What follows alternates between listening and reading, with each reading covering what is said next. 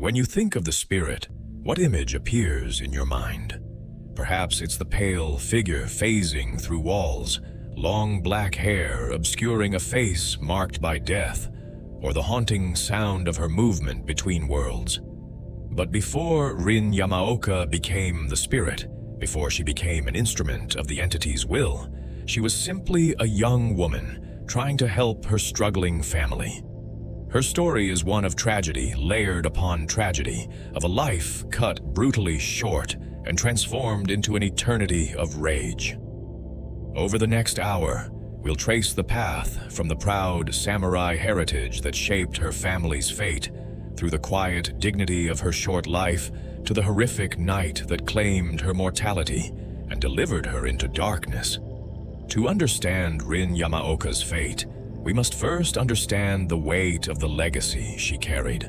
The Yamaoka family was not always struggling. Their bloodline traced back through centuries of Japanese history, back to an age when their name commanded respect and fear in equal measure, back to when honor was measured in steel and status was birthright rather than aspiration. The Yamaokas were samurai, warriors who served with distinction in an era when martial prowess defined one's place in the rigid hierarchy of feudal Japan. This heritage, this connection to a warrior past, would echo down through generations, shaping the family's identity long after the world that had given them meaning had transformed into something unrecognizable. The samurai of feudal Japan were more than mere soldiers. They were the embodiment of a philosophy, a way of life governed by Bushido, the way of the warrior. This code demanded more than just skill with blade. It required absolute loyalty to one's lord, unwavering courage in the face of death, and a commitment to honor that superseded even the instinct for self-preservation. To be samurai was to live knowing that at any moment you might be called upon to demonstrate your worthiness, through violence or through ritual suicide, if honor demanded it. The Yamaoka ancestors would have lived according to these principles, finding meaning in service, in maintaining their family's reputation, in ensuring that the name they passed to their children remained unstained by cowardice or failure. The pride that came with samurai status was not simply arrogance, though it could manifest that way. It was a deep sense of identity, of knowing one's place in the cosmic order, of understanding that you were part of something greater than yourself, a lineage of warriors stretching back through the mists of time, a family that had proven its worth through generations of service. This pride was the foundation upon which the samurai built their sense of self. Without status, without the recognition of their martial excellence, what were they? The question would have seemed absurd during the height of their power. The Yamaokas were warriors.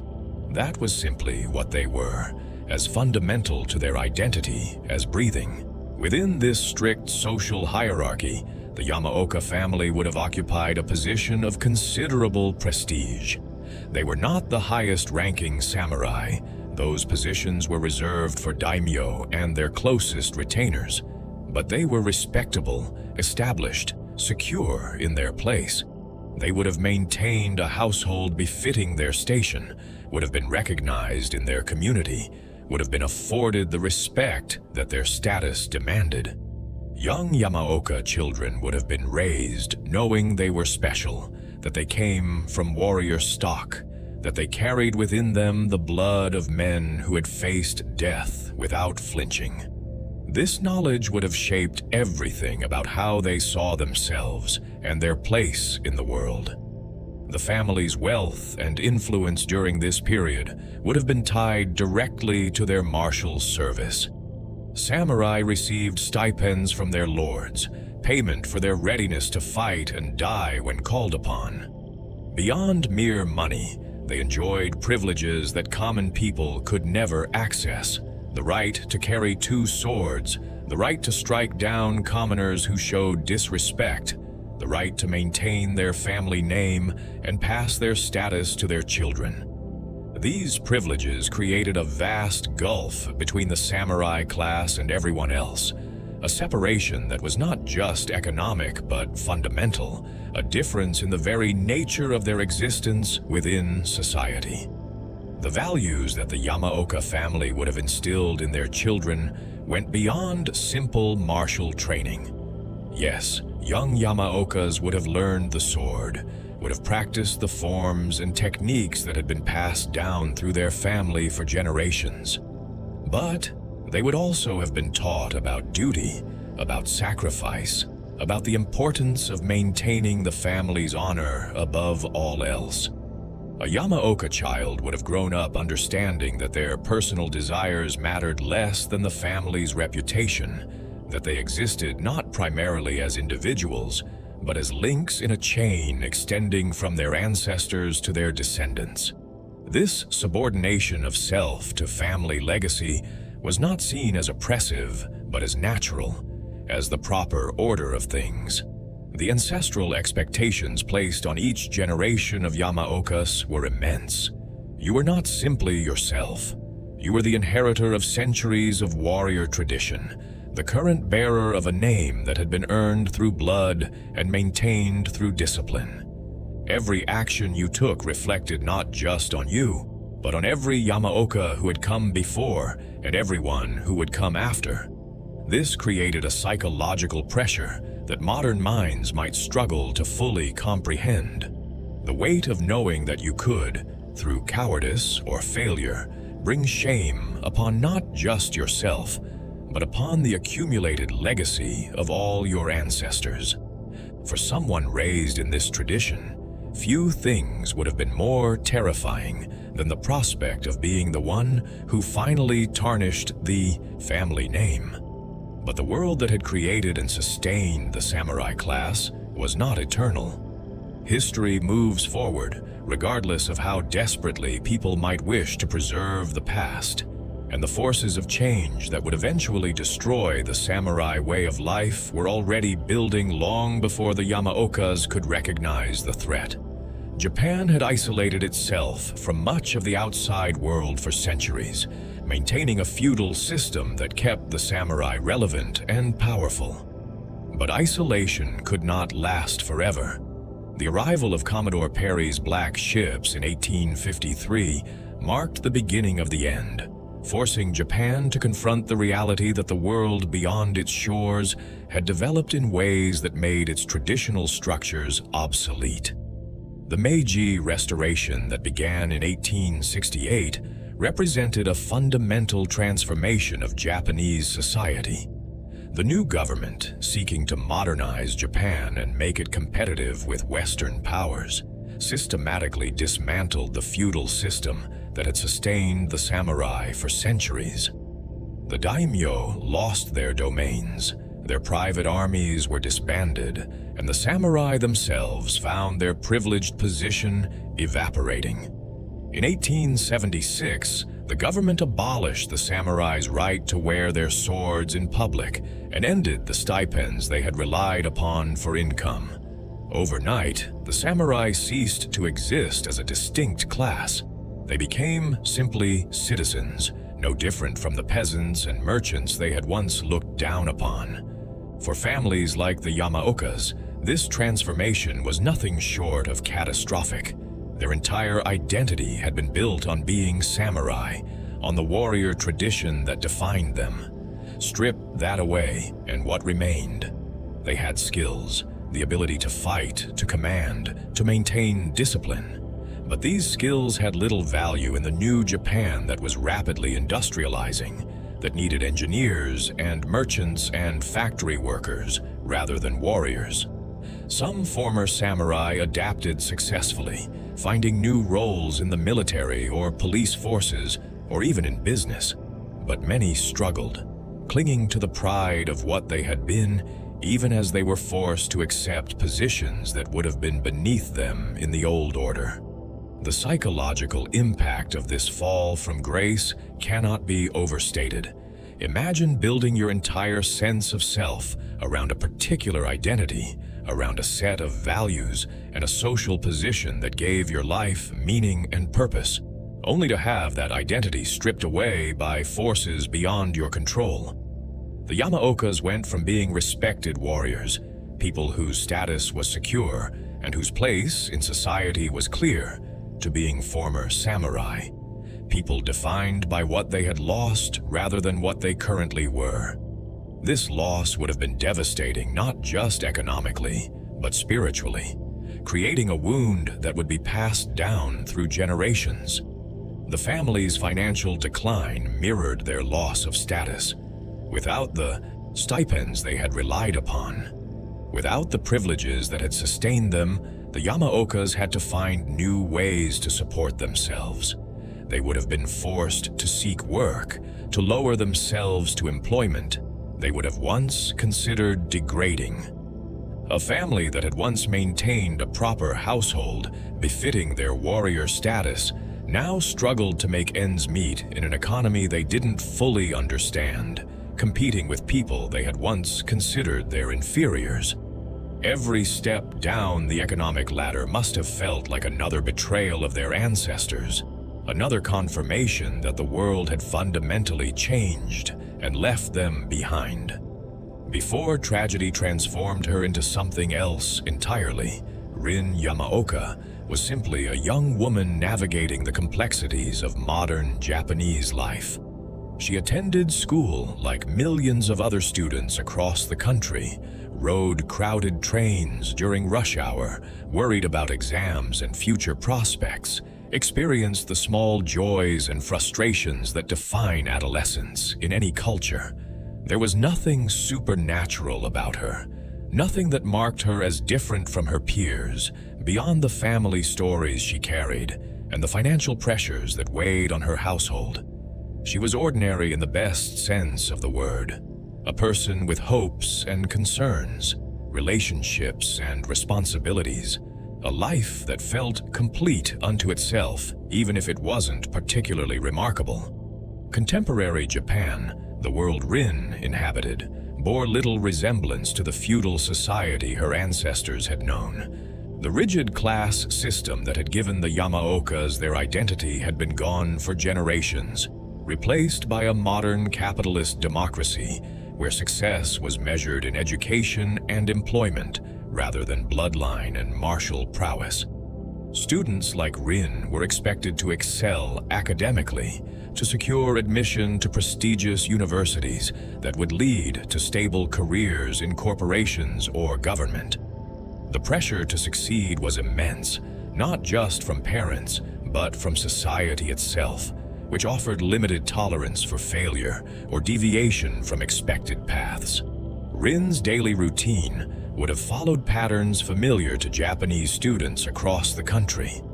She would wake early, dress in her school uniform, that ubiquitous marker of Japanese student life, and make her way to school through streets filled with other uniformed students heading to their own institutions. Classes would consume most of her day, covering the standard curriculum of mathematics, sciences, languages, and social studies.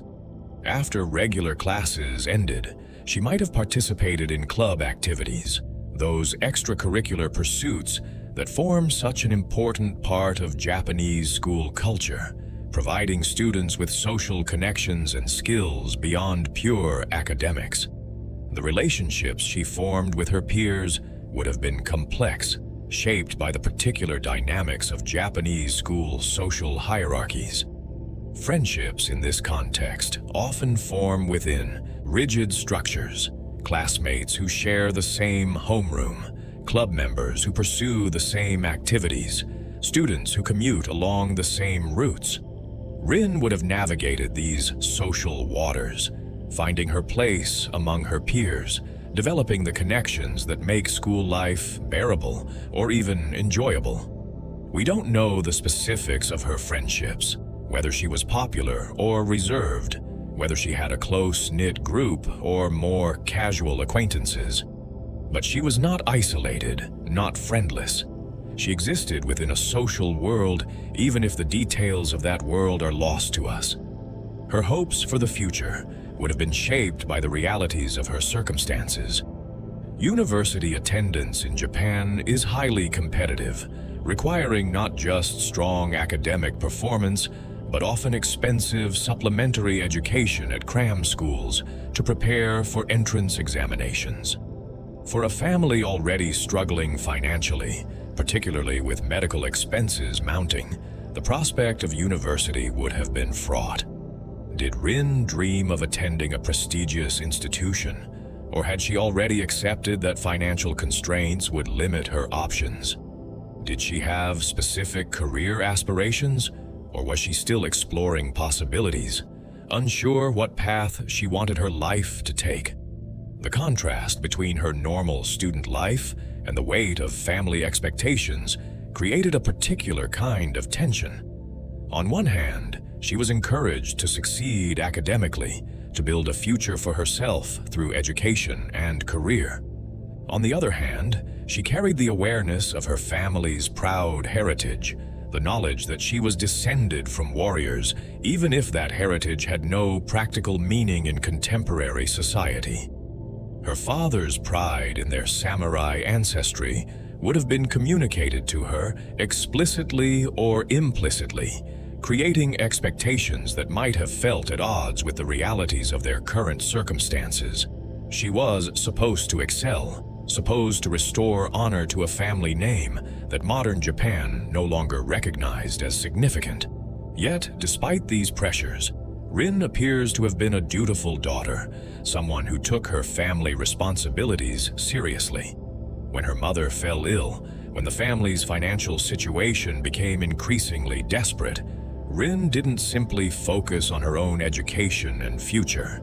She made the decision to help, to take on additional burden despite already managing the demands of school. This choice reveals something fundamental about her character, a willingness to sacrifice, to put family needs above personal convenience, to contribute to the household in practical ways, rather than simply accepting the benefits of her parents' efforts to provide for her.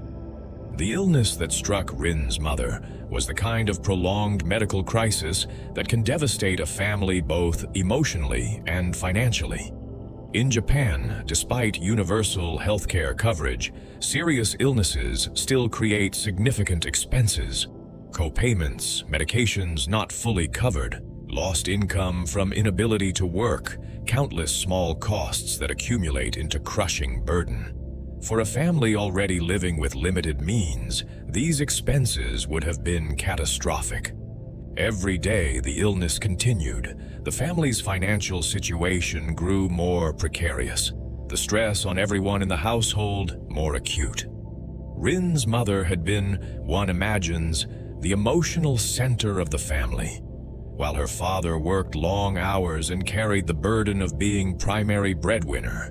Her mother would have managed the household, provided the daily care and attention that makes a house a home. Her illness disrupted everything. Someone had to take on the tasks she could no longer perform. Someone had to provide the care she now needed. Someone had to find ways to help with the mounting medical bills.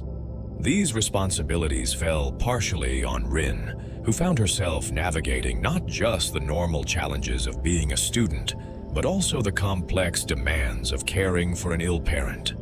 The emotional toll of watching a parent suffer through serious illness is profound. For a young person still in school, still developing their own identity and independence, having to confront a parent's mortality and vulnerability creates a particular kind of pain. Rin would have seen her mother weakening, would have witnessed firsthand the toll the illness took, would have felt the fear that comes with recognizing that the people you depend on are not invulnerable, that the stability you've taken for granted can be threatened.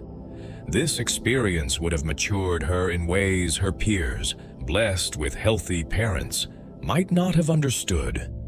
Her relationship with her father during this period would have been complicated by his own stress and struggle. He was trying to maintain employment, trying to find ways to cover medical expenses, trying to hold the family together while dealing with his own fear and grief about his wife's condition. The proud man descended from samurai, who already felt the weight of not living up to his heritage, now faced the additional burden of being unable to protect his family from this crisis. His interactions with Rin might have been marked by distance or tension, not because he didn't love her, but because he was drowning in his own psychological turmoil. The decision to take a part-time job was Rin's attempt to ease the burden, to contribute in a concrete way to the family's desperate situation. Finding employment while still in school is challenging, requiring balancing work schedules with class times, sacrificing free time and rest to earn money that most students her age would spend on personal interests.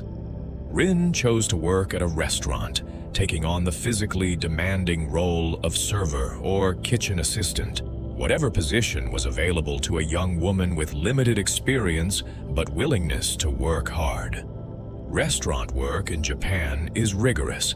The expectations for service are exacting, the pace during busy periods is relentless, and the physical demands of standing for hours, carrying heavy trays, maintaining perfect politeness, even with difficult customers, take their toll. For someone juggling this work with school responsibilities and family care duties, every day would have been exhausting. Sleep would have been sacrificed, social time with friends reduced, personal interests abandoned. Rin's life had narrowed to school, work, and family, a grinding routine that left little space for the normal pleasures and explorations of youth. The money she earned was modest. Part-time work for students is not well paid in Japan, but it helped. Every yen she brought home was one less yen her father had to worry about, one small contribution toward the enormous expenses they faced. More than the practical value, her work represented solidarity with her family, a refusal to be simply a dependent child when the family needed every member to contribute. This decision revealed a maturity beyond her years, a willingness to accept hardship for the sake of those she loved. What motivated Rin to make this sacrifice? The answer lies in understanding her relationship with her family, particularly with her mother. The bond between mother and daughter in Japanese culture often carries particular intensity, representing not just familial love, but also the transmission of cultural knowledge and feminine identity. Her mother would have been the one who taught her about being a woman in Japanese society, who modeled how to navigate the complex expectations placed on females, who provided the emotional support and understanding that fathers, especially fathers like hers focused on honor and legacy, might not offer as naturally. Watching her mother suffer, knowing that financial stress made the situation worse, Rin would have felt a combination of love, duty, and desperate desire to help. Taking the job was not done begrudgingly, though it was undoubtedly difficult.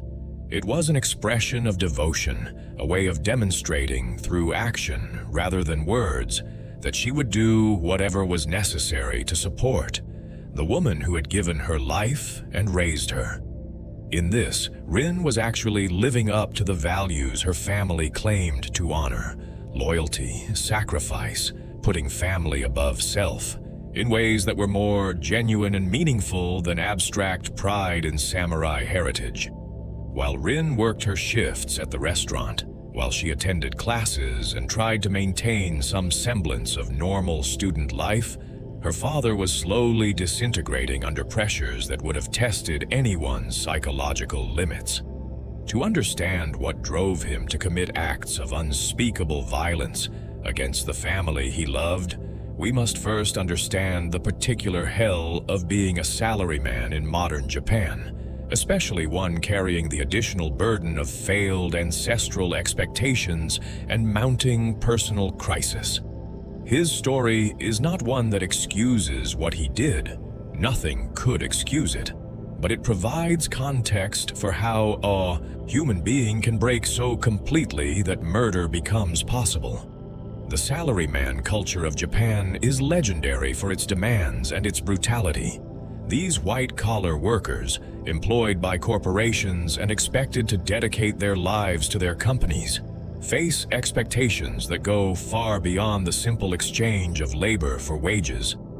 A salaryman is expected to arrive early and leave late, to attend after-work drinking sessions with colleagues and superiors, to sacrifice personal time and family life on the altar of corporate loyalty.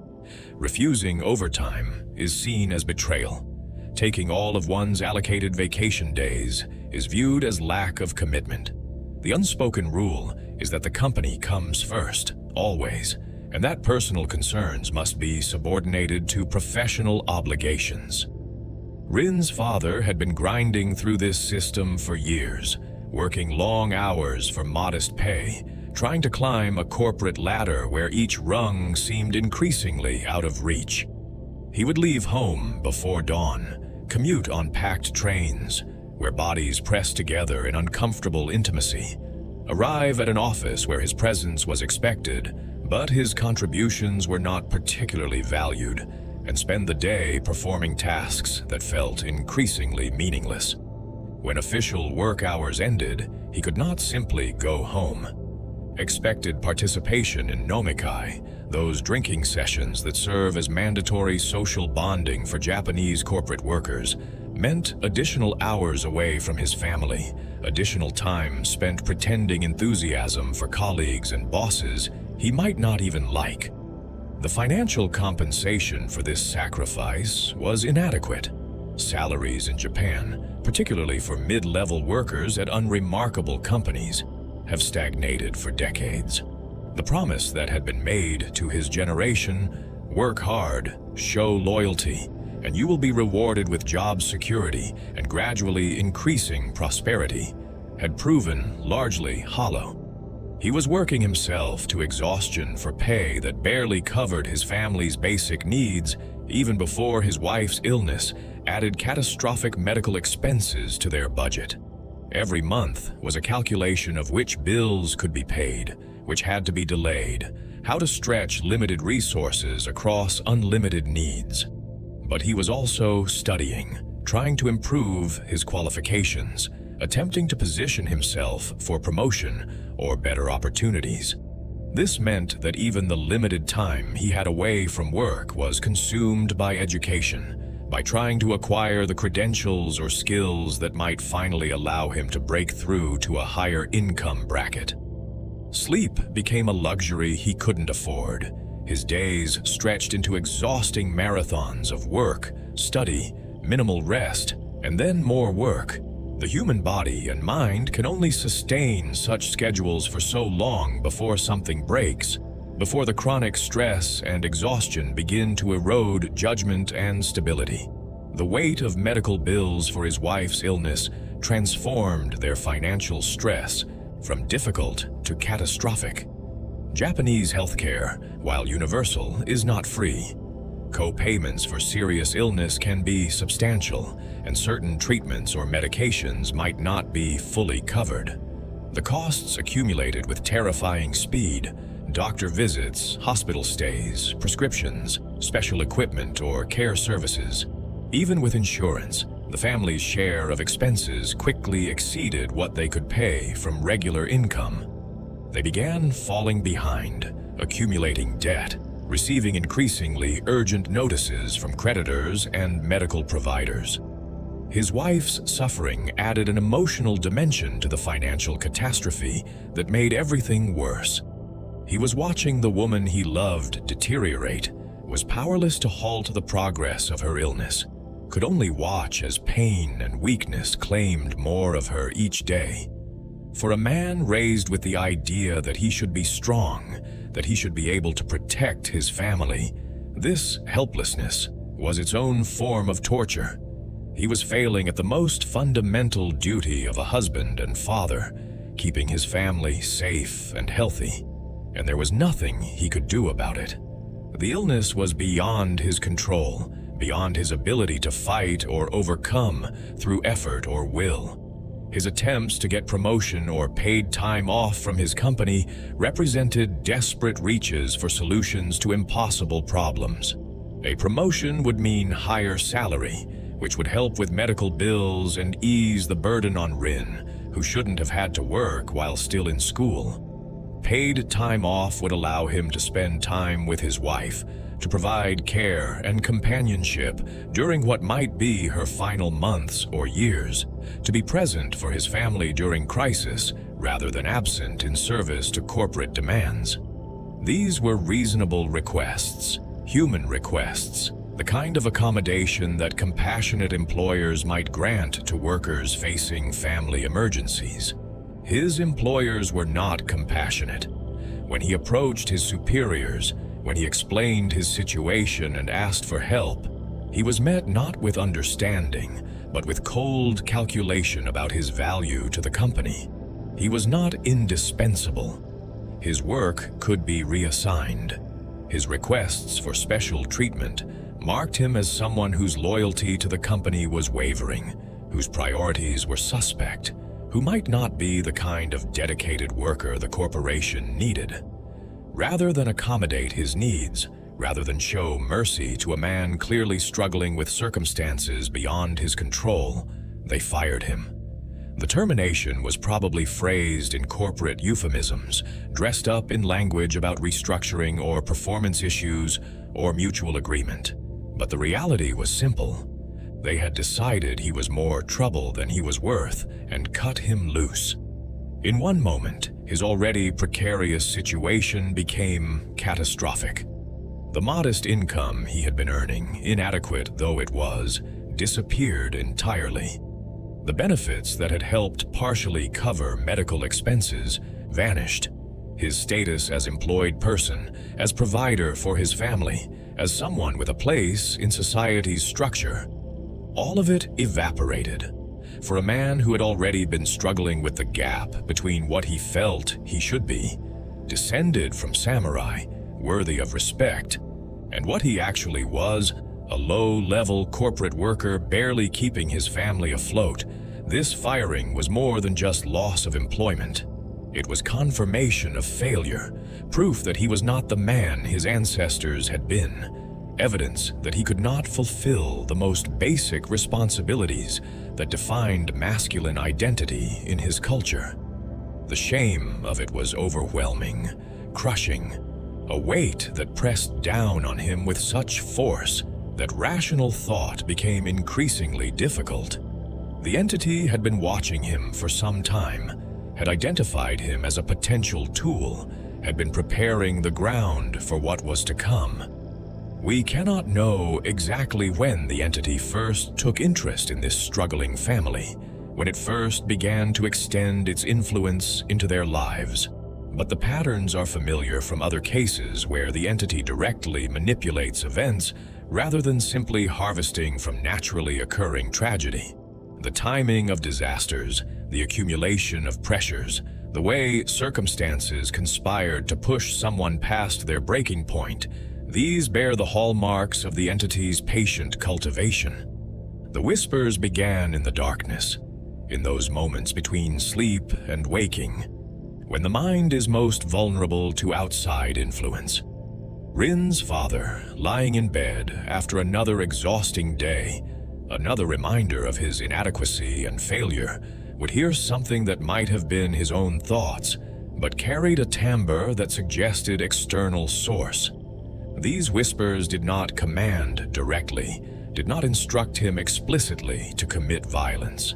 Instead, they worked more subtly, amplifying existing dark thoughts, validating the worst impulses, suggesting that his suffering was unfair, that those who depended on him were burdens, that there might be ways to end the pain that he had not yet considered. The entity understands human psychology with terrible precision. It knows that people rarely commit horrible acts because external voices command them to do so. Instead, they commit such acts when they have been psychologically prepared, when their own thoughts have been gradually twisted until violence seems not monstrous, but logical, even necessary. The whispers planted seeds rather than issuing orders, creating conditions where his own deteriorating mental state would eventually produce the outcome the entity desired. This is how the entity typically operates when it chooses to directly intervene. Not through obvious supernatural manifestation, but through subtle manipulation that works with and through existing human darkness. As the days passed after his firing, as he faced the impossible task of telling his family that he had lost their only income during the worst possible time, something in him began to fundamentally break. Depression is too simple a word for what was happening to him. This was a complete psychological collapse, a dissolution of the structures that normally constrain human behavior and maintain sanity. The man who had tried so hard to provide for his family, who had worked himself to exhaustion in service of duty, who had subordinated every personal desire to meet his obligations, that man was disappearing, replaced by something else. Something that the entity had helped nurture through its whispers and its patient corruption of his thoughts. He began to fixate on the ancestral katana that hung in their home, that symbol of the family's warrior past. The sword represented everything he was not: strong, honorable, effective. His ancestors had wielded such weapons with skill and purpose. They had been men who mattered, who commanded respect, who could solve problems through action rather than being ground down by them. In his deteriorating mental state, the sword began to take on significance beyond its physical reality. It became possibility, became solution, became the means by which he might finally take control of a situation that had been controlling him. The dark thoughts that had been background noise, easily dismissed when he retained some mental stability, began to dominate his consciousness. What if he simply ended it all? What if he freed himself and his family from this suffering? What if death was preferable to the continued degradation and pain they were all experiencing? These suicidal ideations are tragically common among people facing overwhelming stress, but something was twisting them into something worse. The entity's influence, subtle but persistent, was pushing him toward a particular conclusion: that he should not die alone, that his family should be freed from suffering as well, that murder-suicide was not horror, but mercy.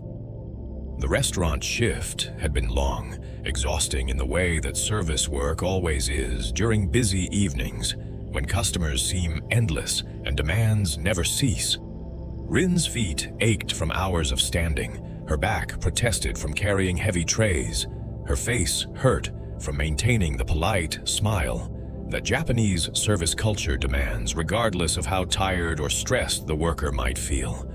But she had made it through another shift, had earned another small contribution toward her family's overwhelming expenses, had fulfilled her duty as she understood it. As she untied her apron and changed out of her work clothes, as she said goodnight to co-workers and stepped out into the cool evening air, she might have felt the familiar mixture of exhaustion and satisfaction that comes from completing necessary but difficult work. The walk home took her through streets she knew well, familiar territory that held no threats or mysteries.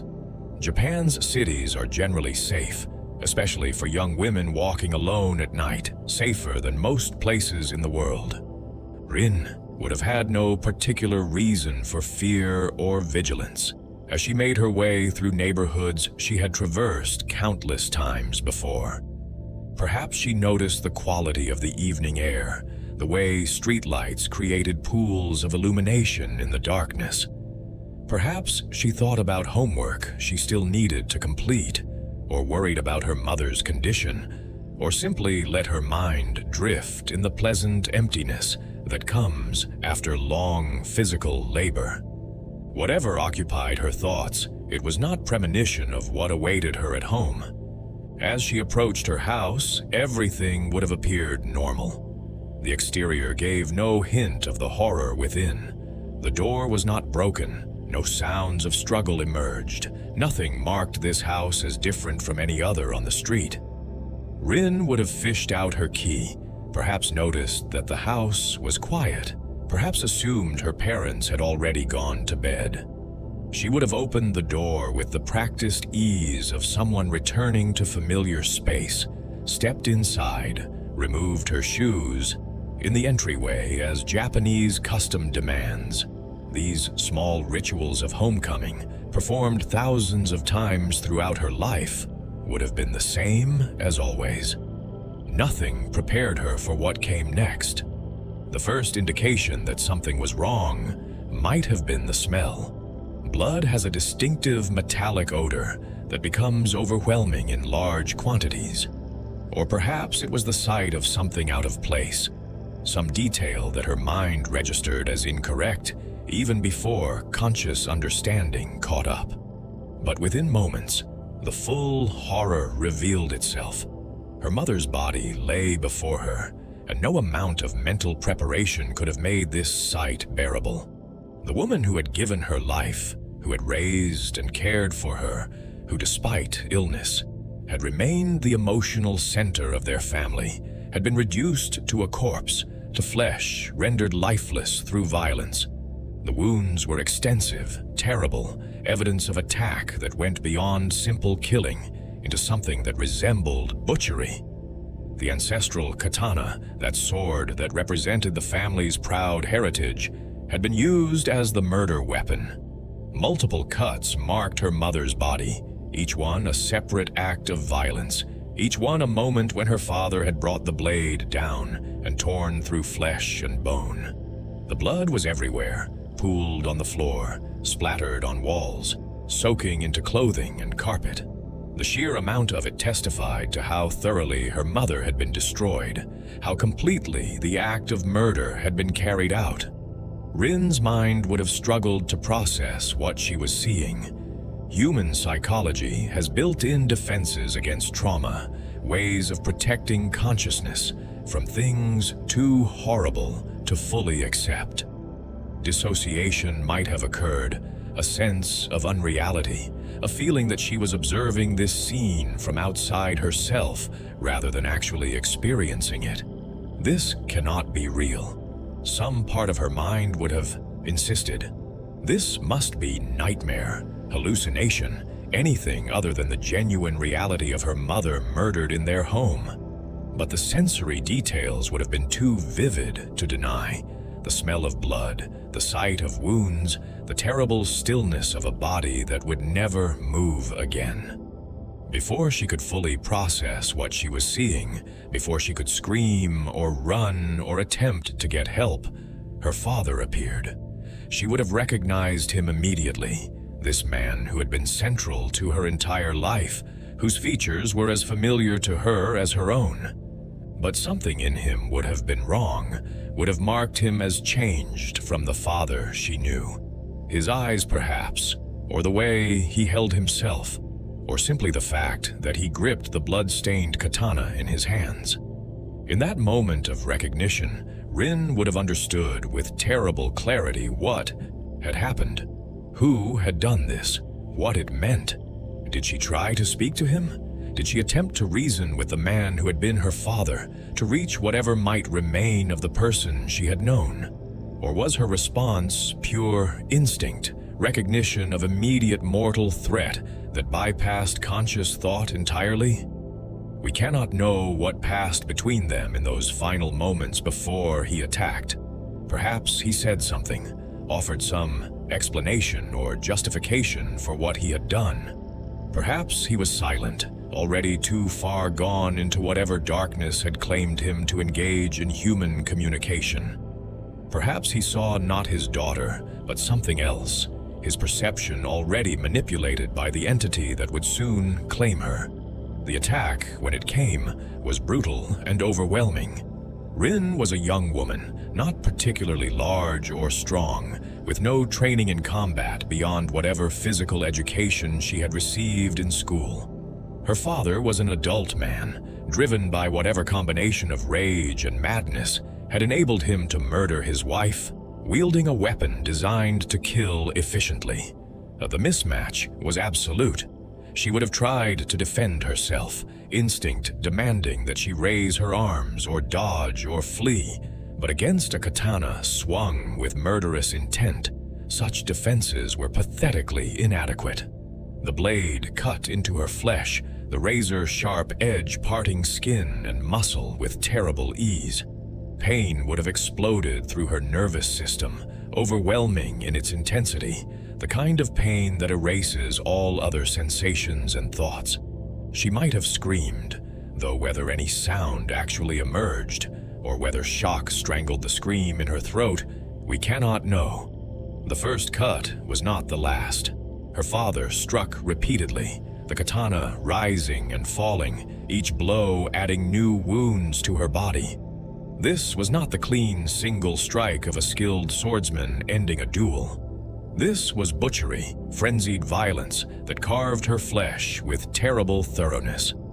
At some point during the attack, Rin crashed through or was thrown through a glass partition, one of those decorative room dividers that many Japanese homes incorporate into their design. The glass shattered around her, countless fragments breaking free and embedding themselves in her skin. Glass shards pierced her body from multiple angles, driven into flesh by the force of impact, creating a secondary set of wounds that complemented the katana cuts. The pain of glass embedding itself in her body would have been distinct from the pain of the blade, sharp and burning where the sword cuts were deeper and more devastating. She fell among the wreckage of the glass partition, her body failing, her strength deserting her. The wounds were catastrophic, too many and too severe for survival. Blood poured from the katana cuts, from the places where glass had penetrated, pooling around her in quantities that meant her life was measured in minutes at most. Her father stood over her, katana still in hand. The rage or madness or whatever had driven him to this point, perhaps finally beginning to fade as he registered what he had done. But it was far too late. The damage was complete. Rin lay dying on the floor of her home, surrounded by broken glass and her own blood, her life ending in violence and horror. The physical agony of her wounds was immense, beyond anything she had ever experienced or imagined experiencing. Each breath brought fresh pain as her damaged body tried and failed to maintain basic functions. The glass shards embedded in her flesh sent continuous signals of hurt, while the deeper wounds from the katana threatened vital systems and organs. She was conscious through it all, unable to escape into the mercy of unconsciousness, forced to experience every moment of her dying. The human body can survive for some time, even after receiving mortal wounds, and those minutes would have felt like hours, like eternities of suffering. But perhaps even more terrible than the physical pain was the psychological trauma, the emotional agony of understanding what had happened to her. Her father, the man who should have protected her, had murdered her mother and then turned on her. The family she had worked so hard to help, the people she had sacrificed her time and youth to support, had been destroyed by the very person meant to hold them together. Everything she had known, every assumption she had made about her life and her place in it, had been revealed as fragile illusion, shattered as thoroughly as the glass that now pierced her skin. As her life drained away, as her body weakened and her vision began to dim, Rin's thoughts turned to rage. Not sorrow, not despair, not the acceptance or transcendence that some imagine comes at death's approach. Instead, she felt fury building within her, burning hot and pure, focused with absolute clarity on the man who had done this to her and to her mother. He deserved to suffer for what he had done. He deserved to pay with everything he was and everything he had. Justice demanded his destruction, demanded that he experience something equivalent to the pain and horror he had inflicted. These thoughts consumed her consciousness, became the totality of her existence in those final moments. The rage was not cold or calculated. It was incandescent, overwhelming, a force that seemed to burn within her chest with actual heat. All the anger she had ever suppressed, all the resentment at the unfairness of her circumstances, all the frustration at having to work instead of living the life she should have had. Everything crystallized and focused through the lens of what had just been done to her. Her father had taken everything. He had destroyed their family, had murdered her mother, had cut her down when she was trying to help them. The injustice of it was unbearable, intolerable, something that demanded response, even as her capacity to respond was being stolen by approaching death. She wanted vengeance. The word formed in her mind with absolute clarity, cutting through the pain and the dying. Vengeance, revenge, retribution. She wanted her father to suffer as she was suffering, wanted him to understand what he had done, wanted him to pay the price for his actions. But she was dying, her body failing, her strength gone. There was no time for revenge, no opportunity for justice. She would die here on the floor of her home, and her father would continue living, would face whatever consequences or lack thereof that the world imposed on him. The unfairness of dying with her rage unsatisfied was almost worse than the physical pain of her wounds. It was in this moment, as Rin lay dying with fury burning in her heart and vengeance the only thought her fading mind could hold, that the entity made its presence known. The entity had been there throughout, had orchestrated this tragedy, had pushed her father toward violence, specifically to create this moment. It had identified Rin as valuable, had recognized in her the potential for exactly the kind of intense emotional state it prized. A young woman dying in rage and pain, consumed by desire for revenge, betrayed by the person who should have protected her. This was precisely what the entity sought, the perfect emotional signature to claim and cultivate. The entity's communication with Rin was not verbal in any conventional sense. It did not speak words that her ears could hear. Instead, it impressed meaning directly onto her consciousness, bypassing language entirely to convey intention and offer. The message was simple and terrible. I can give you what you want. I can give you revenge. I can give you the power to make him pay for what he has done. All you need to do is accept.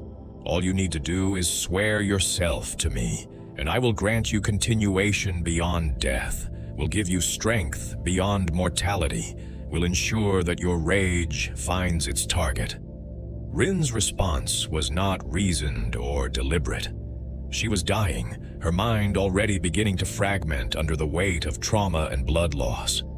She could not have understood what she was truly agreeing to, could not have grasped the full implications of swearing an oath to a cosmic horror that fed on suffering.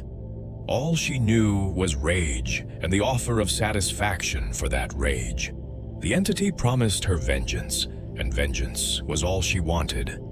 In her final moments of life, with her last conscious thoughts, she accepted. She swore the oath, bound herself to the entity, traded whatever might have awaited her in death for the terrible gift of continuation in service to something ancient and evil. The entity claimed her in that moment, its power reaching out and preventing her death even as her body failed. This was not healing. Her wounds remained. The glass stayed embedded in her flesh. The blood continued to flow. But death itself was denied, held at bay by the entity's will. Rin Yamaoka ceased to be fully alive, but did not become fully dead. She existed in some intermediate state, sustained by the entity's power and her own rage, transformed from victim into something else entirely. The young woman who had worked in a restaurant and attended school and tried to help her struggling family was gone. In her place, the spirit began to take form. What Rin became after her death and transformation by the entity was something that Japanese culture has recognized and feared for centuries. She was no longer human in any meaningful sense, no longer the young woman who had lived and worked and tried to help her struggling family. The entity had transformed her into an onryo, a vengeful spirit, a ghost driven by rage so intense that it prevented peaceful passage into death. This was not the entity's invention, but rather its exploitation of a deep cultural archetype, a type of being that exists in Japanese folklore and consciousness as one of the most terrifying supernatural threats imaginable. The spirit, as she would be known in the entity's realm, embodied everything that makes the Onryo so powerful and so feared. The Onryo tradition in Japanese culture stretches back centuries, appearing in folklore, literature, theater, and eventually in film and other modern media. These spirits are not simply ghosts in the Western sense of pale figures that haunt locations and occasionally frighten the living. They are fundamentally different, driven by specific purpose and possessed of terrible power.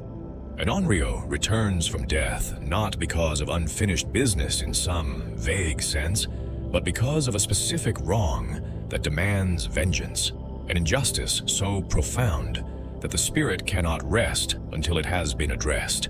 The rage that animates them is not mere anger, but something far more intense, a hatred that transcends death and gives them power to affect the living world in devastating ways.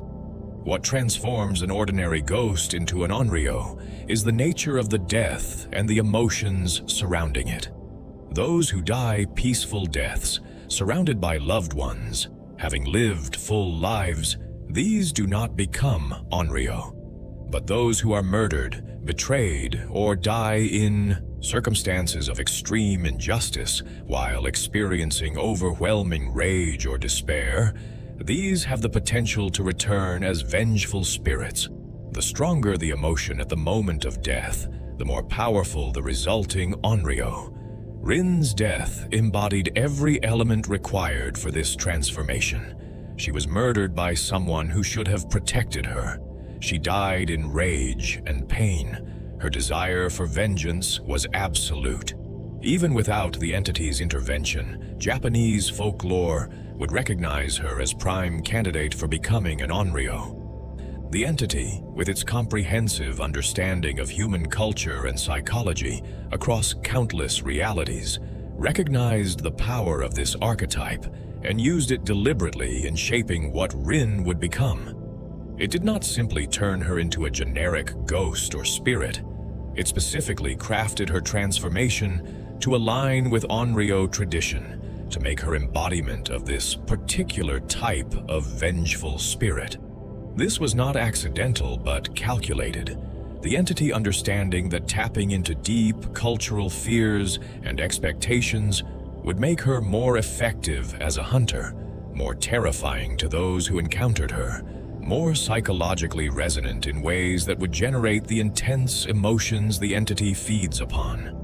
Rin's appearance after transformation reflects classic Onryo characteristics with disturbing precision. Her skin became pale, taking on the gray-white color associated with corpses, with flesh from which life has departed. This pallor is not simply lack of color, but a specific shade that human instinct recognizes as wrong, as belonging to death rather than life. The sight of it triggers deep evolutionary responses, activates fear pathways developed over millions of years of human evolution to recognize and avoid the dead.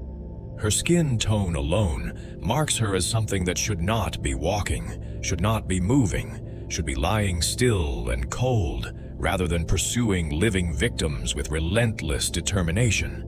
Her hair, long and black and thick, falls around her face and body in ways that simultaneously conceal and reveal. This, too, is traditional Onryo characteristic, the long dark hair that obscures features while creating unsettling glimpses of the horror beneath. Hair in Japanese ghost stories carries particular significance, often shown as becoming wild and unkempt in death, growing longer than it was in life, taking on supernatural quality that makes it seem almost alive, even as it frames a dead face.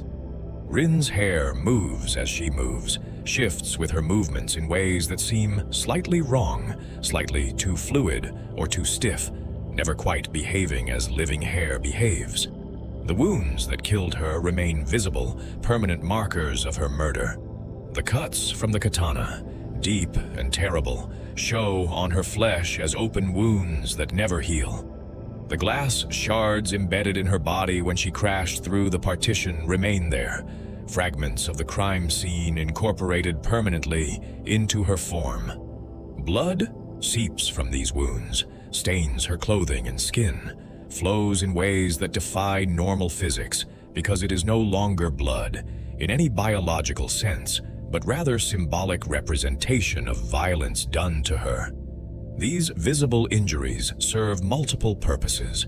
They remind observers of how she died. They generate visceral disgust and fear, and they ensure that she carries her murder with her eternally, never allowed to heal or forget. Her face, when visible through the curtain of hair, would be recognized by anyone familiar with J-horror as belonging to that tradition. The features are still recognizably hers, still contain elements of the young woman she was, but transformed by death and rage into something that inspires immediate fear response. The expression frozen on her face is not peaceful or neutral, but speaks of the emotions that defined her death: anger, pain, hatred. Her mouth might be slightly open, as if mid-scream or mid-curse. Her eyes, particularly her eyes, would be wrong in ways that declare her nature as something beyond human. The manifestation of her rage is not simply emotional, but physical, visible to those who encounter her. The air around her seems to distort, to carry weight and pressure that reflects the intensity of her fury. Temperature drops in her presence, not because of any scientific principle, but because rage. This intense seems to consume warmth, to create cold, through sheer force of hatred. Those who see her report feeling not just fear, but something deeper, a sense of being in proximity to rage so pure and absolute that it becomes almost tangible, a force that presses against you like physical pressure that makes breathing difficult and thought sluggish. Yet she is not mindless, not simply a force of destruction without consciousness or purpose. Rin retains enough of herself to think, to strategize, to pursue her prey with intelligence rather than mere instinct. The entity has preserved her cognitive functions, has ensured that she remains capable of the planning and execution that makes her an effective hunter. But these cognitive abilities are filtered through and subordinated to her rage. She thinks about how to catch survivors, how to corner them, how to ensure they do not escape. Every thought serves the purpose of satisfying her hunger for vengeance, even though the victims she hunts are not actually the person she seeks revenge against. The state between life and death that she exists in is one of the most disturbing aspects of her nature. She is not alive. Her heart does not beat in any conventional sense. Her lungs do not draw breath for biological necessity. Her body does not process food or maintain the countless chemical reactions that sustain living organisms. Yet she is not dead in the way corpses are dead. She moves, thinks, acts with purpose and power. She exists in a liminal space, neither one thing nor the other, sustained not by biology, but by the entity's power and her own rage. This in-between existence is fundamentally wrong, a violation of natural law that makes her presence unsettling on levels deeper than conscious fear. Her existence between worlds is not merely metaphorical, but literal. The Onryo in folklore are said to exist partially in the world of the living and partially in the realm of the dead, able to move between these spaces in ways that normal beings cannot. Rin's transformation by the entity has given her actual ability to phase between different states of reality, to exist simultaneously in the normal world and in some other space that overlaps with it. This is not simply invisibility or speed, but genuine manipulation of reality itself, the ability to shift her existence from one plane to another in ways that make her nearly impossible to track or escape from. When she hunts, When she pursues survivors through the trials that the entity has designed, she does not simply run after them like a normal predator. Instead, she phases out of normal reality, entering a state where she becomes invisible and intangible, moving through a spirit realm that coexists with the physical space of the trial. In this phased state, she can pass through walls and obstacles that would stop normal beings, can move with enhanced speed, unencumbered by physical constraints, can position herself for attacks that would be impossible if she remained bound to normal reality's limitations. This phase walking is both her primary method of hunting and symbolic representation of her nature as something that exists between states, something that belongs fully to neither world of living nor world of dead. The sound of her movement in this phased state has become one of her most distinctive and terrifying characteristics. When she shifts between worlds, reality itself seems to protest, producing sounds that are not quite mechanical, not quite organic, but something in between. These sounds, a kind of rushing, whooshing noise, accompanied by what might be groans or might be the fabric of reality straining, announce her approach to those who know how to listen. Survivors who hear these sounds know that she is near, that she is hunting, that danger is imminent, even if they cannot see her. The directional nature of these sounds, the way they seem to come from everywhere and nowhere simultaneously, adds to the terror they inspire. When she materializes from her phased state, when she shifts from invisible spirit form back into physical presence, the transition is accompanied by visual and auditory effects that emphasize her supernatural nature. She does not simply appear, but rather seems to tear through into reality, forcing herself from one state of existence into another through what appears to be sheer will and rage.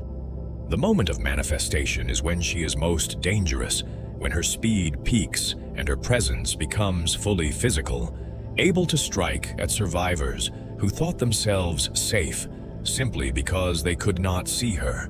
This ability to become suddenly present, to materialize from nothing and attack before victims can properly react, makes her one of the most effective and feared hunters in the entity's service.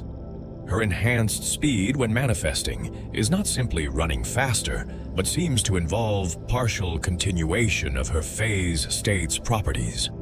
She moves with impossible quickness, closing distances that should take seconds in fractions of that time, her body responding not to normal physics, but to supernatural principles that allow motion beyond what flesh and bone should permit. This speed, combined with her ability to phase and the unpredictability of when and where she might materialize, creates a hunting style that is fundamentally different from other killers, more supernatural and less grounded in physical reality. The rage that sustains her is not simply remnant of how she died, but active, ongoing force that the entity continuously cultivates and maintains. If her anger ever cooled, if she ever found peace or acceptance, or managed to let go of her desire for vengeance, she would be useless to the entity. Her effectiveness as a hunter depends entirely on maintaining that absolute fury that drives her forward endlessly. The entity ensures this by manipulating what she perceives, by keeping her rage fresh and hot, by never allowing the satisfaction or closure that might diminish her fury. She is trapped in eternal state of rage, unable to escape the emotions that defined her death, forced to experience them with undiminished intensity forever.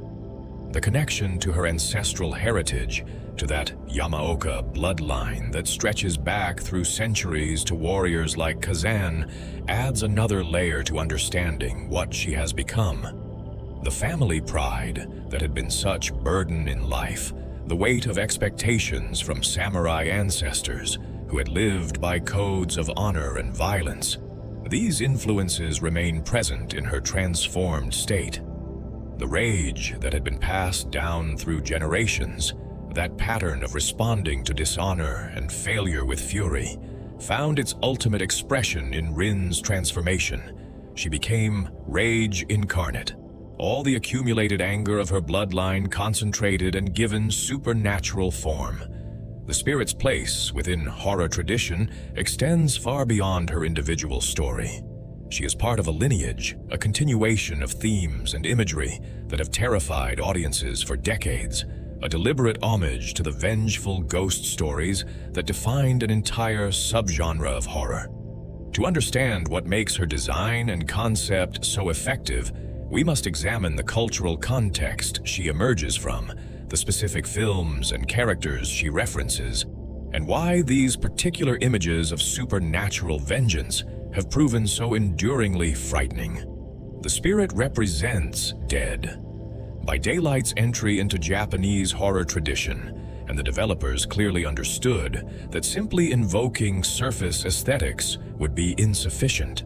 They needed to capture something deeper about what makes these stories resonate, what makes these particular ghosts so terrifying. To audiences across cultural boundaries, Japanese horror, particularly the strain known as J-horror that gained international prominence in the late 1990s and early 2000s, operates according to different principles than Western horror traditions. Where American horror often relies on sudden shocks, graphic violence, and clear explanations for supernatural phenomena, J-horror typically emphasizes atmosphere, ambiguity, and a sense of inescapable doom.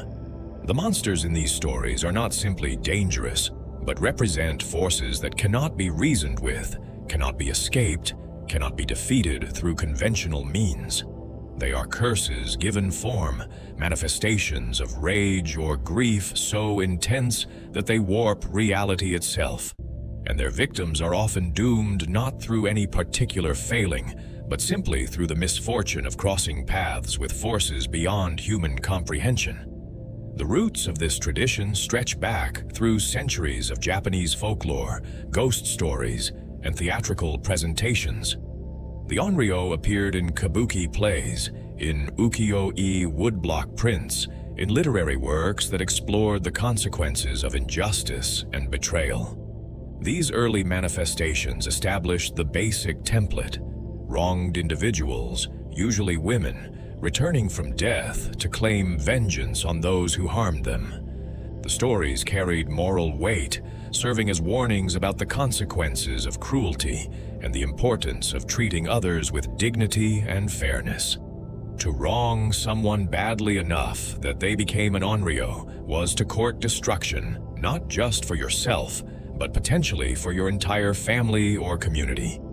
The transition of these traditional ghost stories into modern horror cinema began in earnest with films like Nakagawa Nobuo's Tokaido Yotsuya Kaiden in 1959. But it was the horror boom of the 90s that truly brought the onryo to international audiences. These films took the traditional vengeful spirit and reimagined it for contemporary settings, creating scenarios where modern people encountered supernatural forces rooted in past injustices. The ghosts in these films were not simply scary, but deeply unsettling, operating according to dream logic that made them feel genuinely otherworldly rather than simply dangerous humans with supernatural powers. Ring, released in 1998 and based on Koji Suzuki's novel, introduced Western audiences to Sadako Yamamura, perhaps the most internationally recognizable onryo in modern horror. Sadako's story follows classic vengeful spirit patterns. She was murdered, thrown down a well, and her rage at this injustice created a curse that spread through a videotape, killing anyone who watched it 7 days later. The film's effectiveness came not from gore or jump scares, but from mounting dread, from the inexorable countdown to death that victims experienced, from the sense that once marked by the curse, no escape was possible. Sadako's appearance, when she finally manifested, emerging from a television screen, moving with jerky, unnatural motions, her face hidden by wet black hair, became iconic imagery that influenced horror worldwide. The visual design of Sadako established aesthetic elements that would become shorthand for Japanese vengeful spirits in popular culture. The long black hair obscuring the face, the white funeral dress, the unnatural movements, the association with technology corrupted by supernatural presence. All of these elements created a visual language that communicated Onryo even to audiences unfamiliar with the deeper cultural context. When people think of Japanese ghosts, they often think of variations on Sadako's appearance, testament to how thoroughly Ring and its sequels established this imagery in global consciousness. But while Sadako might be the most famous Onryo internationally, the spirit draws more heavily from another character, another vengeful ghost whose story and appearance align more closely with Rin's circumstances. Kayako Saeki, the central ghost in the Ju-On series, better known internationally as the Grudge, provides the primary inspiration for the spirit's design and behavior. Kayako's story bears striking similarities to Rin's. She was murdered by her husband in their home after he became convinced she was having an affair. Her young son, Toshio, was killed as well, and both mother and child became vengeful spirits haunting the house where they died. The Grudge, both in its original Japanese films and in the American remakes directed by Takashi Shimizu, presents a particular vision of how Onryo curses spread and function. Unlike Sadako's curse, which spreads through a specific vector, Kayako's curse is tied to location. Anyone who enters the house where she died becomes marked, and the curse follows them, eventually killing them in ways that echo the original murders. The curse then spreads to others who investigate the deaths, creating an ever-expanding circle of victims. This concept of territorial haunting, of a spirit claiming a specific space and destroying anyone who intrudes upon it, connects directly to Rin's story and the flavor text associated with her perks. Kayako's appearance and methods of hunting victims established visual and narrative patterns that the spirit clearly references. Kayako moves in disturbing ways, crawling on all fours, her limbs bending at wrong angles, her movements accompanied by a distinctive, croaking, death rattle sound. She appears suddenly in unexpected places, materializing from shadows or emerging from spaces too small to contain a human body. Her hair hangs in her face, obscuring her features, but allowing glimpses of her eyes, of the rage and pain frozen in her expression. These elements of sudden appearance, unnatural movement, and the sense that she can emerge from anywhere at any time create atmosphere of pervasive dread. That makes the Grudge so effective. The spirit's phase walking ability directly parallels Kayako's seemingly teleportation-like appearances. Just as Kayako can suddenly be in a room she wasn't in moments before, can emerge from closets or down from attics without using normal doors or passageways, the spirit phases through reality to position herself for attacks. The sense that she is not bound by normal physical space, that walls and distance are no protection, creates the same feeling of inescapable threat that makes Kayako so terrifying. Survivors being chased by the spirit experience that horror movie sensation of finding that your pursuer is somehow ahead of you despite you running away from them, is coming from directions that should be impossible. The visibility of wounds on the spirit's body also connects to the Grudge tradition. Kayako bears the marks of how she died. Her jaw is broken from where her husband struck her. Her body shows the trauma of being murdered. These visible injuries serve multiple purposes in the narrative and design. They remind viewers of the injustice that created the ghost. They generate visceral discomfort through body horror elements, and they ensure that the ghost is marked permanently by violence, can never be healed or made whole. The spirit carries her murder with her in the same way, The katana cuts and embedded glass, ensuring that everyone who sees her knows she died violently. The connection between the spirit and the grudge extends to specific gameplay elements and flavor text that reference the films directly. When the spirit successfully lands an attack after manifesting from her phase walk, the hit score event is called grudge. This is not subtle reference or coincidence, but direct acknowledgement of the inspiration. The developers wanted players to recognize the connection, to understand that chasing and being caught by the spirit is meant to evoke the same feelings as being pursued by Kayako. The same sense that escape is impossible, and that the vengeful spirit will eventually claim you regardless of how you try to flee or hide. The perk Hex Haunted Ground provides another explicit connection through its flavor text, which suggests that to intrude upon the spirit's place of death is to invite doom upon yourself.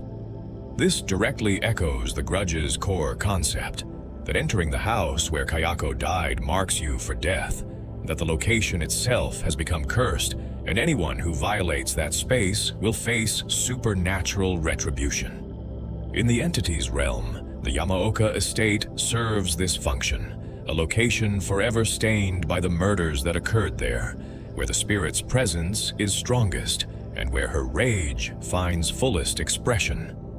The setting of the Yamaoka estate incorporates traditional Japanese architectural elements that enhance the J-horror atmosphere. The wooden structures, the interior screens that can hide threats or be crashed through, the mixture of traditional design with more modern elements. All of this creates a space that feels authentic to Japanese horror settings while serving gameplay purposes. Survivors navigating this map are moving through spaces that reference countless horror films set in Japanese homes, where traditional architecture becomes maze-like and threatening, where spirits lurk behind sliding doors and emerge from shadows cast by paper lanterns. Yet the spirit is not simply a copy of Kayako or Sadako. The developers took inspiration from these iconic characters, while creating something that works within Dead by Daylight's specific context and that reflects Rin's particular story. Where Kayako was murdered by a jealous husband, Rin was murdered by a father who had broken under economic pressure. Where Sadako's rage stemmed from being thrown down a well and forgotten, Rin's rage comes from betrayal by someone who should have protected her. These differences matter. Give the spirit her own identity, even while she operates within established Onryo traditions. The cultural significance of the spirit as Dead by Daylight's first Asian killer cannot be overlooked. For a game that had been primarily focused on Western horror traditions, that had drawn most heavily from American and European sources for its original content, the addition of a killer explicitly designed to honor Japanese horror represented an important expansion of scope. The developers were acknowledging that horror is not culturally monolithic, that different traditions have developed different approaches to fear and the supernatural, and that these diverse traditions all have value and deserve representation. The reception of the spirit among Japanese players and international horror fans familiar with J-horror was largely positive, recognizing that the developers had done their research, had understood not just surface aesthetics, but deeper principles of what makes these particular ghosts frightening. The phase walking ability captured the disorienting, reality-warping nature of Onryo encounters.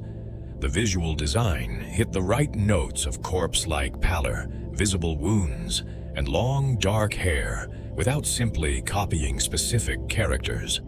The connection to family tragedy and economic pressure reflected real concerns in contemporary Japanese society, while maintaining the supernatural horror elements that make the character work within the entity's realm. The entity's claim on Rin Yamaoka was not a simple matter of snatching a dying person and forcing them into service. What happened to her represented something more calculated, more deliberate. and more revealing about how the entity's methods had evolved over the centuries of its operation. The spirit was among the first killers where evidence of direct entity involvement in the circumstances that created them became undeniable. Earlier killers had largely been taken after they had already become what they were. The trapper had already murdered his father and the workers. The nurse had already strangled her patients. The huntress had already been living as a predator in her forest. The entity found them in states of emotional intensity and claimed them, but it had not necessarily created those states. With Rin, the pattern was different. The entity had orchestrated her tragedy, had pushed her father toward violence, had crafted the circumstances that would transform an ordinary young woman into the perfect instrument of supernatural vengeance. This represented an evolution in the entity's approach to acquiring killers, a shift from passive harvesting to active cultivation. In the early days of the realm, the entity had apparently been content to scan countless realities for individuals whose circumstances had already made them suitable. People who had already committed acts that marked them as capable of sustained violence, who had already developed the psychological profiles that made them valuable as hunters. This approach worked but had limitations. It meant the entity was dependent on naturally occurring circumstances to produce suitable killers, that it had to wait for the right combination of trauma and rage, an opportunity to create someone worth claiming. The number of truly suitable candidates would be limited, scattered across the infinite multiverse like rare gemstones waiting to be discovered. But what if the entity could create killers rather than simply finding them? What if it could identify individuals with potential and then deliberately craft circumstances that would push them toward becoming exactly what the entity needed? This active approach would multiply the available candidates, would allow the entity to shape killers according to specific requirements rather than accepting whatever naturally occurring options presented themselves. The transition from passive harvesting to active cultivation represented a significant increase in sophistication, evidence that the entity was learning, adapting, becoming more efficient in its methods of acquiring the tools it required for its trials. The spirit was part of this transition, though not the absolute first example. The entity had experimented with direct manipulation before. There are hints in other killers' stories of entity involvement in the events that created them. But Rin's case was among the clearest, most documented instances of the entity deliberately orchestrating tragedy. The whispers that drove her father to violence, the timing of circumstances that ensured Rin would not be home when the murder began, the precise emotional states that were cultivated in both father and daughter, all of this bears the hallmarks of careful planning rather than opportunistic claiming of an existing situation. The entity's initial interest was apparently in Rin's father. This makes sense given the pattern established by previous killers. He was an adult man in a state of extreme stress, carrying rage and shame about his failures, descended from a warrior lineage that had valorized violence as response to dishonor. He was, on paper, exactly the kind of candidate who might become a valuable killer if pushed past his final psychological barriers.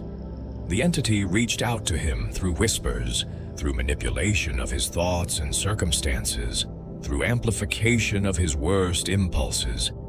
It created the conditions that would break him completely, that would transform him from struggling salaryman into family annihilator. But something happened during this process that changed the entity's calculations. As it observed the family, as it studied the dynamics between father, mother, and daughter, the entity recognized that it had miscalculated. The father, while capable of the violence the entity was cultivating, was not ultimately the most valuable member of the household. His rage was rooted in shame and failure, in the gap between what he felt he should be and what he actually was. This was useful rage, certainly. Rage that could be directed and maintained, but it was also rage that might eventually burn out, that might transform into despair or guilt or some other emotion less useful for the entity's purposes once the initial fury faded. Rin, on the other hand, possessed qualities that made her potentially far more valuable. She was young, with capacity for intense emotion that comes with youth before life has taught caution and emotional restraint. She was devoted to her family, which meant betrayal would hit her with devastating force. She was already under significant stress from balancing school, work, and care for her ill mother, which meant her psychological defenses were worn thin. And most importantly, when faced with extreme injustice, her response would be rage rather than despair or resignation. The entity recognized in her the seeds of the perfect, vengeful spirit, someone whose fury could be cultivated into something pure and absolute, someone who would hunt with relentless determination, driven by genuine desire for vengeance rather than simply following entity commands. The shift in the entity's focus from father to daughter required adjusting the plan. If the goal was simply to create a killer, breaking the father and having him commit violence would have been sufficient. But the entity wanted something more specific. It wanted Rin transformed by the experience of being murdered, wanted her rage shaped by the specific circumstance of familial betrayal. This meant the father needed to attack not just his wife, but also his daughter, needed to turn his violence on the person trying hardest to help the family. The entity could not simply command this to happen, but had to create conditions where it would occur naturally, where the father's breakdown would lead him to attack Rin specifically. The timing was crucial.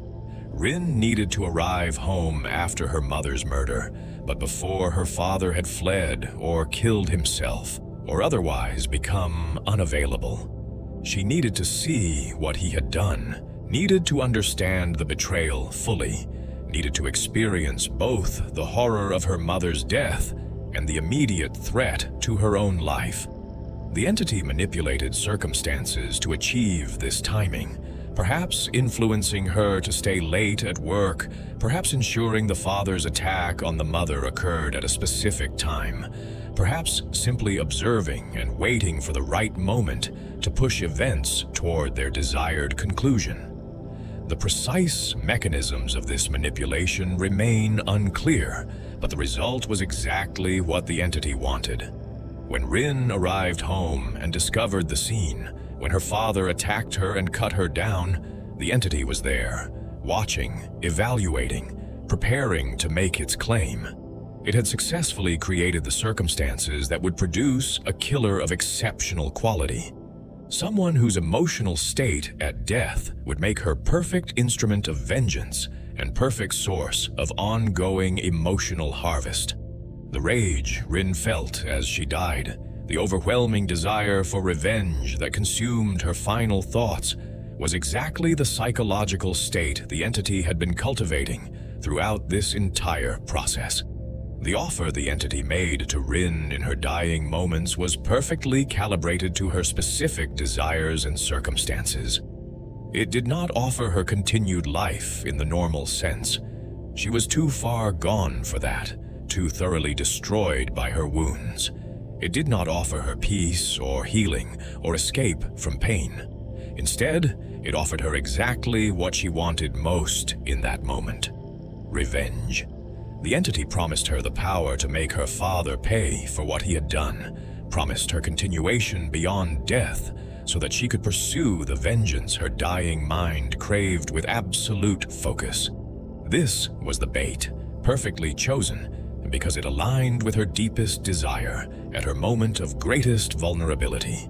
What the entity did not reveal, what it carefully concealed through the vagueness of its promise, was that the revenge it offered would never actually be achieved. Rin would be given power would be transformed into something capable of hunting and killing, but she would not be directed toward her father. Instead, she would be pointed at endless streams of survivors who had nothing to do with her tragedy, would be told to hunt them, would believe, perhaps, that each trial brought her closer to the confrontation she sought, but which would never actually arrive. The entity's promise was technically truthful. It gave her power, gave her continuation, but it was also a lie, a manipulation that took her desire for justice and perverted it into fuel for the entity's trials. Rin's acceptance of the entity's offer in her final moments was not informed consent. She was dying, her mind fragmenting under trauma and pain, her capacity for rational thought eroded by the horror she had experienced. She could not have understood what she was agreeing to, could not have grasped that accepting the entity's bargain would mean eternal service, eternal hunting, eternal rage without satisfaction. She heard only that she could have revenge, and in her desperate state, she accepted without question or negotiation. The entity had counted on this, had timed its offer for the precise moment when Rin would be most vulnerable to manipulation, most likely to accept without understanding the full implications. The transformation process began immediately upon her acceptance. The entity's power reached out and arrested her dying, held her in that moment between life and death, preventing her from passing fully into whatever afterlife might have awaited her. Her wounds remained, but became fixed features rather than progressive injuries. The bleeding continued, but did not drain her remaining life. The pain persisted, but did not push her into shock and death. She existed suddenly in a state that was neither one thing nor another, sustained by the entity's will and her own rage, transformed from dying human into something else entirely. The physical changes that marked her transformation into the spirit were accompanied by psychological shifts that were equally profound. Her identity as Rin Yamaoka, with all its complexity and nuance, was compressed and simplified, reduced to the single dimension of rage and desire for vengeance. Her memories remained but were filtered through this overwhelming emotion, every recollection of her mother adding fuel to her fury, every thought of her father intensifying her need for revenge. The entity had not erased who she was, but had rather taken everything that made her herself and subordinated it to the single purpose that served the entity's needs. Her capacity for intense emotion, which the entity had identified as her most valuable quality, was preserved and amplified. Where a living person's emotions fluctuate and change, where rage eventually cools and grief eventually fades, the spirit's emotional state was frozen at maximum intensity. She would feel her rage at the same level forever, would never experience the natural diminishment that comes with time and distance from traumatic events. This permanent emotional intensity was exactly what the entity required. A killer whose motivation would never waver, who would hunt with the same determination in her 1000th trial as in her first, who would never burn out or grow weary because her rage was sustained artificially at levels that would destroy a normal mind. The ease with which the entity could manipulate her perception followed naturally from her compromised state and her overwhelming focus on vengeance. Rin was desperate to believe she was working toward punishing her father, desperate to believe that her hunting served some purpose beyond the entity's benefit. This desperation made her vulnerable to perceptual manipulation, made it easy for the entity to convince her that the survivors she hunted were connected somehow to her quest for revenge. The white eyes that mark her as subject to entity manipulation signal this ongoing psychological control, this reshaping of what she perceives to ensure she continues hunting with maximum effectiveness. The entity's triumph with Rin was complete. It had identified a valuable candidate, had orchestrated circumstances that would transform her into exactly what it needed, had claimed her at the precise moment of maximum emotional intensity, and had bound her to eternal service through promises that would never be fulfilled. She became one of the entity's most effective killers, hunting with a combination of supernatural power and genuine emotional investment that made her far more valuable than a killer who simply followed orders. Her rage was real. Her desire for vengeance was genuine, and the entity had successfully stolen both and bent them to its purposes. The realm that the spirit hunts through is not abstract space divorced from her history. The entity, in its terrible sophistication, has recreated the very location where Rin died, has pulled her family home from reality and reconstructed it within the trials as the Yamaoka estate. This is not mercy or sentimentality on the entity's part. It is calculated cruelty, forcing Rin to hunt eternally through the place where she experienced her greatest trauma, ensuring that every trial reminds her of what was done to her, keeping her rage fresh and hot by surrounding her with constant reminders of the night her life ended. The Yamaoka estate is both hunting ground and psychological torture chamber, a space designed to maximize the emotional output of everyone who enters it, killer and survivors alike. The estate, as it exists in the entity's realm, is not a perfect recreation of Rin's actual home, but rather a reconstruction based on memory and emotion. The entity does not simply copy physical spaces wholesale, but instead creates environments that capture the emotional essence of locations, that reflect how places are remembered and perceived rather than their objective reality. The Yamaoka estate is built from Rin's memories of her home, filtered through the trauma of what happened there, shaped by her emotional associations with different spaces and objects.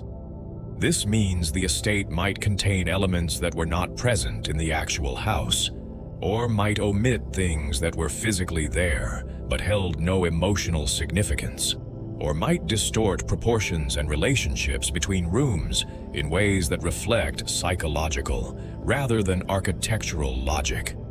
The traditional Japanese architecture that dominates the estate creates an atmosphere that is both beautiful and unsettling. Wooden structures with sliding shoji screens, interior spaces that can be reconfigured by moving paper walls, gardens visible through open doors and windows. All of this speaks to Japanese architectural traditions that emphasize harmony between interior and exterior, between natural and constructed spaces. But in the context of a hunting ground, these same features become threatening. The sliding screens that in normal life provide flexibility and aesthetic pleasure become barriers that might hide killers or block escape routes. The gardens that should offer peaceful contemplation become mazes where survivors can lose themselves or be cornered. Bamboo grows throughout the estate's grounds, dense stands of it that create natural walls and corridors. Bamboo in Japanese culture carries multiple associations: strength and flexibility, rapid growth and resilience, aesthetic beauty and practical utility. But bamboo forests can also be disorienting places, all the tall, straight stalks looking similar, making it difficult to maintain sense of direction. In the Yamaoka estate, bamboo serves both atmospheric and practical purposes, creating the feel of traditional Japanese landscape, while also providing the vertical elements and sight-line blocks that trials require. Survivors moving through bamboo groves experience visual and auditory disorientation, the rustling of leaves and wind-masking sounds that might warn of the spirit's approach. The main house structure incorporates both traditional and slightly more modern elements, reflecting the reality that the Yamaoka family, despite their pride in samurai heritage, lived in contemporary Japan.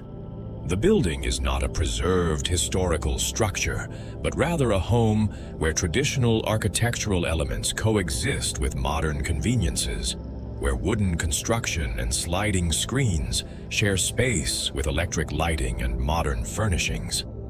This mixture creates a setting that feels authentically lived in rather than museum-like, a place where actual people with actual lives had existed before tragedy claimed them.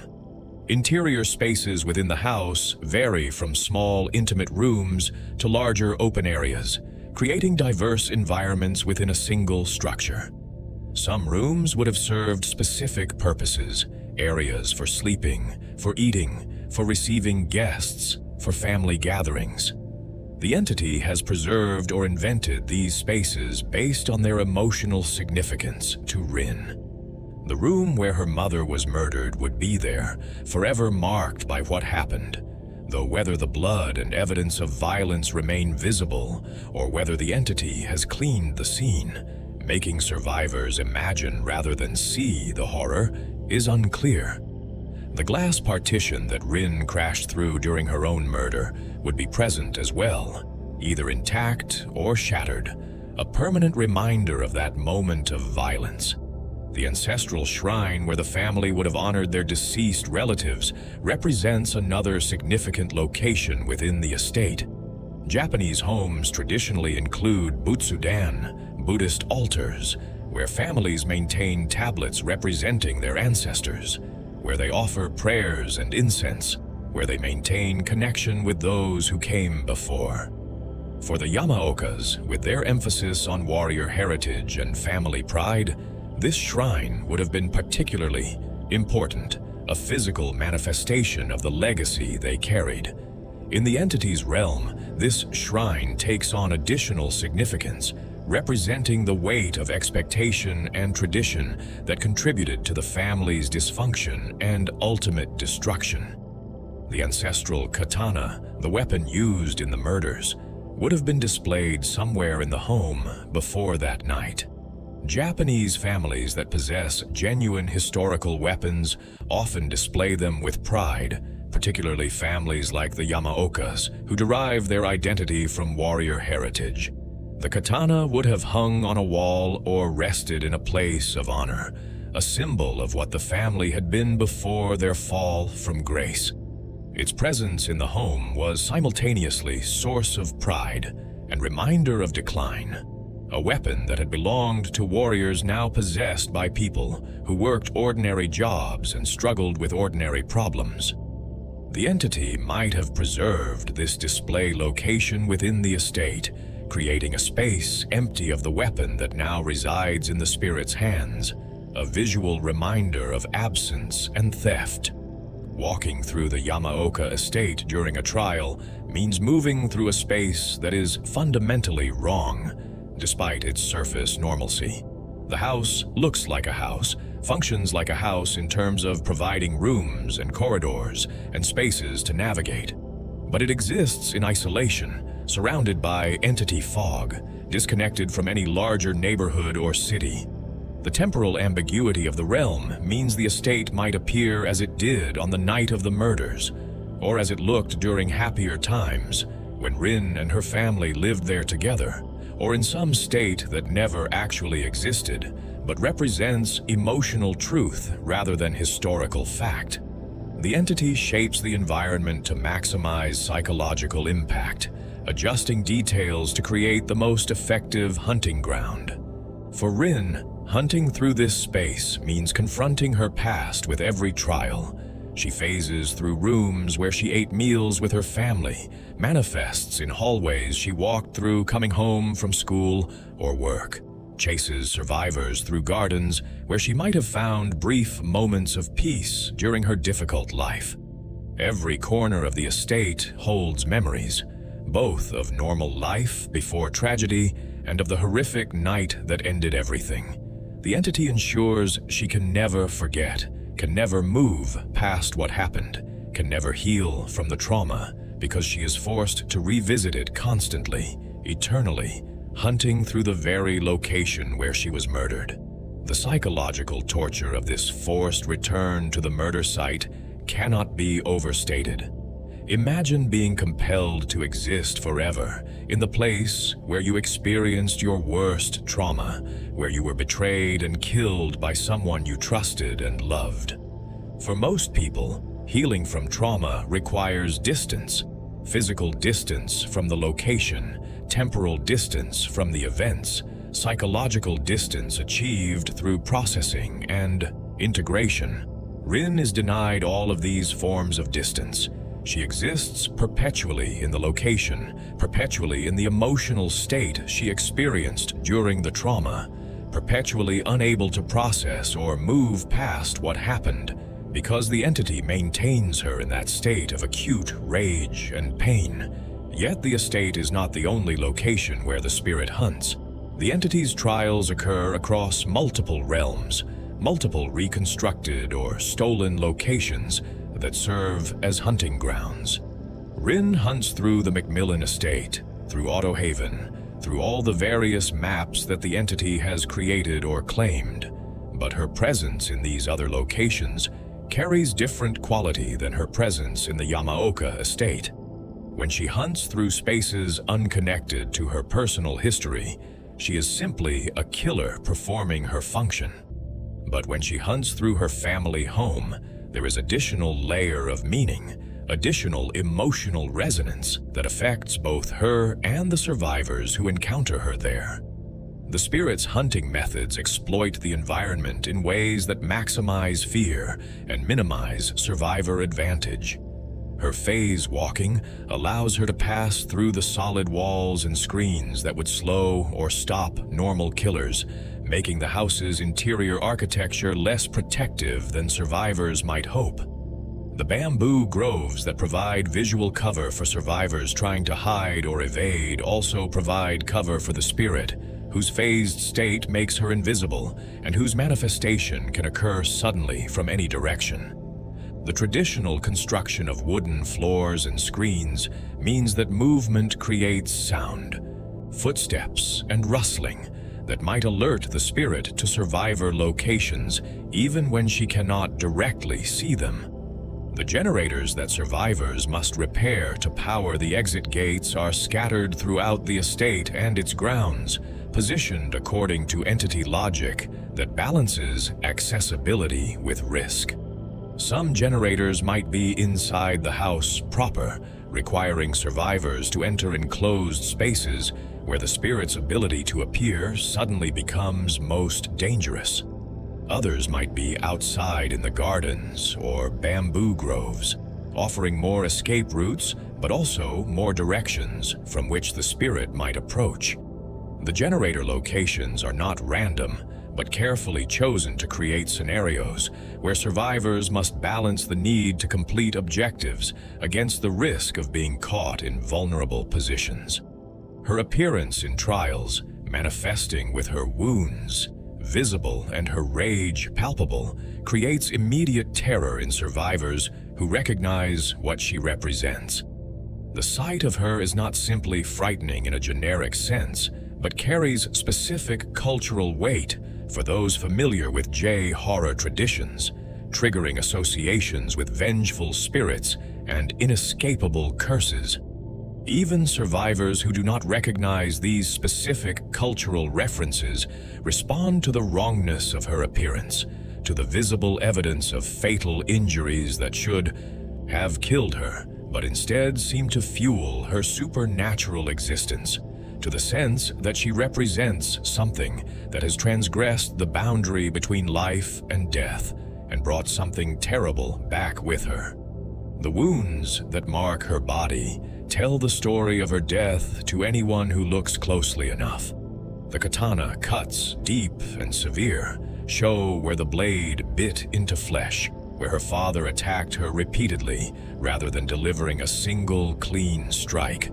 The glass shards embedded in her skin and clothing mark where she crashed or was thrown through the partition, where secondary trauma added to the primary violence. Blood seeps from these wounds, stains her clothing and skin, pools where she stands if she remains still long enough. This is not the bright red blood of fresh injury, but the darker, more disturbing color of blood that has been flowing for too long. Blood that should have congealed or dried, but instead continues to mark her existence. Her movements through the estate during trials combine human hunting logic with supernatural capabilities. She patrols generator locations, checks common hiding spots, responds to sounds and visual cues that indicate survivor presence. But she also phases through walls when pursuit would otherwise be blocked, appears in locations that should be inaccessible, manifests from directions that survivors had assumed were safe. This combination of intelligent hunting and supernatural ability makes her unpredictable, makes it difficult for survivors to develop reliable counter-strategies, ensures that each encounter with her carries genuine threat rather than becoming routine. The sound design associated with her presence creates additional layers of fear.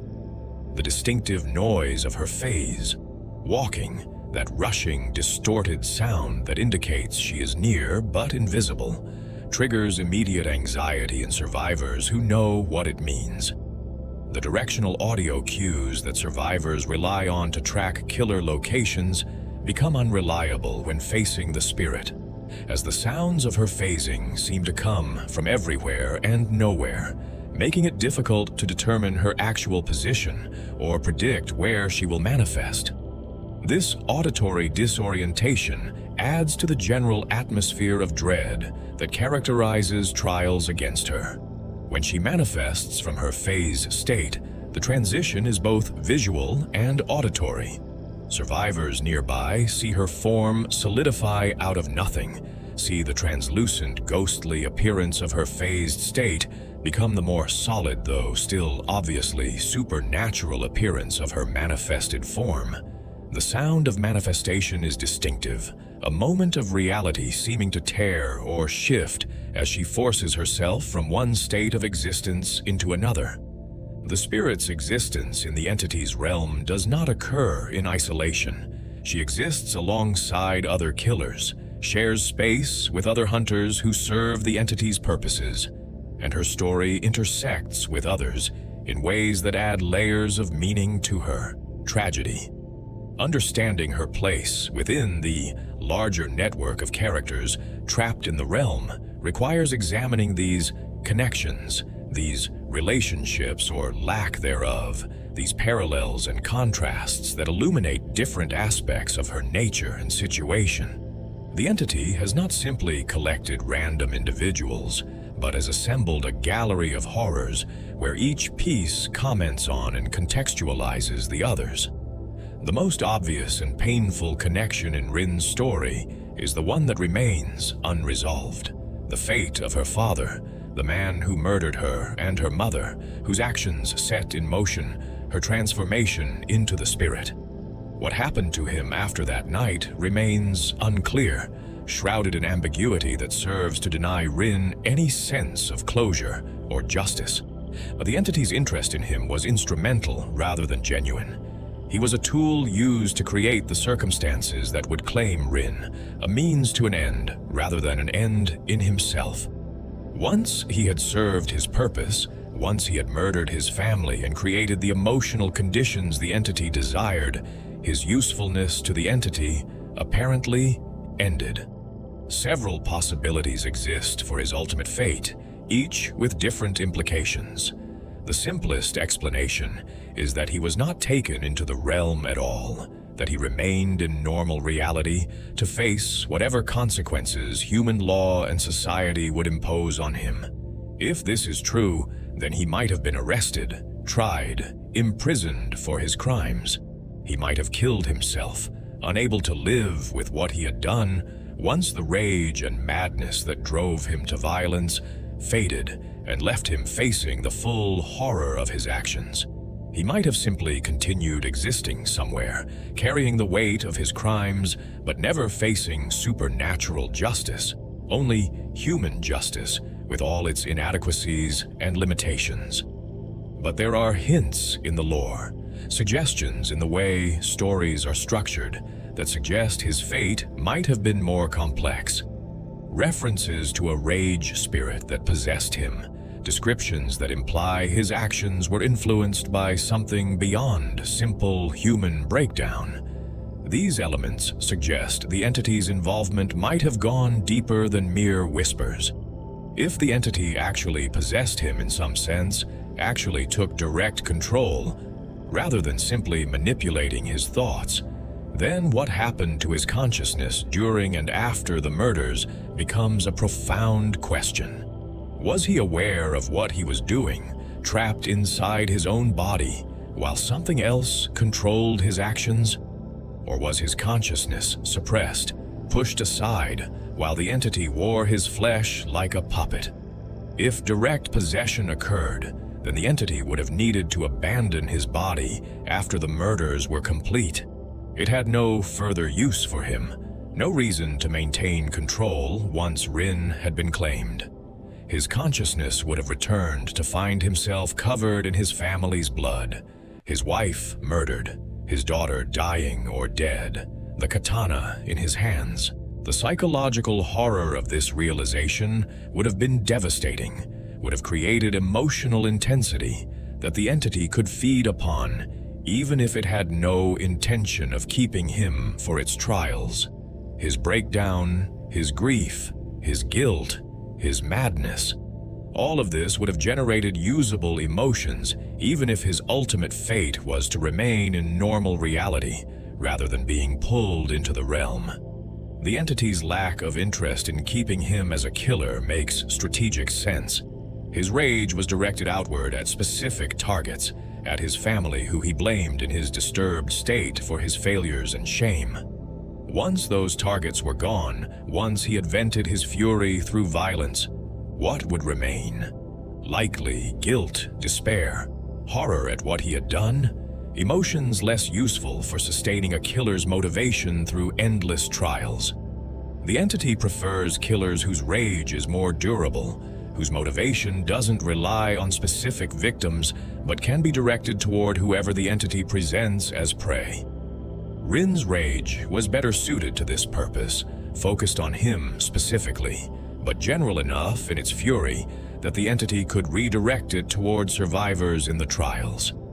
The terrible irony of Rin's situation is that she was promised revenge against her father, was told that accepting the entity's bargain would give her the power to make him pay. But the entity has not provided access to him, has not brought him into the realm where she could confront him, has not given her the vengeance it promised. Instead, she hunts strangers, kills people who have nothing to do with her tragedy, pursues satisfaction that never comes because the one she actually wants to punish remains forever out of reach. This is the entity's cruelest trick, not the transformation itself, but the eternal denial of the justice she was promised, the perpetual dangling of revenge that will never be achieved. Does Rin understand this? Does she recognize that the entity has stolen even her vengeance, that she will never confront her father, that the promises made in her dying moments were lies? Or does the entity's manipulation of her perception extend to maintaining the illusion that she is somehow working toward eventual confrontation, that each trial brings her closer to the revenge she seeks? The answer to this question determines whether her existence is one of frustrated awareness or deluded hope, whether she suffers from knowing she will never achieve what she desires, or from perpetually believing that satisfaction is just beyond the next trial, the next hook, the next sacrifice. The second major connection in Rin's story is to her ancestor Rin Yamaoka, the Oni, who also exists somewhere in the entity's realm. Kazan died centuries before Rin was born, lived in a completely different era under completely different circumstances. Yet his presence haunts her story, even before considering that they might coexist in the entity's domain. He represents everything the Yamaoka family had been at their height: powerful, violent, absolutely certain of their superiority and their rights. His rage was rooted in pride, in fury at perceived degradation of samurai values, in willingness to kill rather than accept change. This pride-fueled rage defined him and echoed down through generations to influence Rin's life and death. If both Kazan and Rin exist in the entity's realm as killers, the parallels and contrasts between them become particularly poignant. They are both Yamaokas, both products of the family's warrior heritage, both claimed by the entity in states of absolute rage. But the sources of their rage could not be more different. Kazan's rage was born from pride, from outrage at challenges to the social hierarchy he believed in, from fury at his family members who tried to adapt to changing times rather than clinging to the old ways. He killed because he believed violence was justified response to dishonor, because his code demanded it, because he would rather destroy than compromise. Rin's rage, by contrast, was born from victimhood, from betrayal by someone who should have protected her, from watching her mother murdered and then being attacked herself. Her fury was response to genuine injustice, to crimes that any moral framework would condemn. She wanted revenge not to maintain some abstract concept of honor, but because terrible wrongs had been done to her and to her mother, because her father had violated the most basic duties of family and humanity. Where Kazan's rage was aggressive and prideful, Rin's rage was defensive and justice-seeking, rooted in very different emotional soil, even if it manifested with similar intensity. Yet the entity treats them similarly, uses them both as killers, values them both for the emotional intensity they bring to trials. From the entity's perspective, the source of rage matters less than its strength and durability. Whether the anger comes from wounded pride or from righteous fury at genuine injustice, whether it is aggressor's rage or victim's rage, the entity can work with it, can shape it into motivation for endless hunting. This equivalence is itself a form of horror. The entity makes no distinction between just and unjust rage, between victim and victimizer, between someone who killed to maintain privilege and someone who was killed for trying to help her family.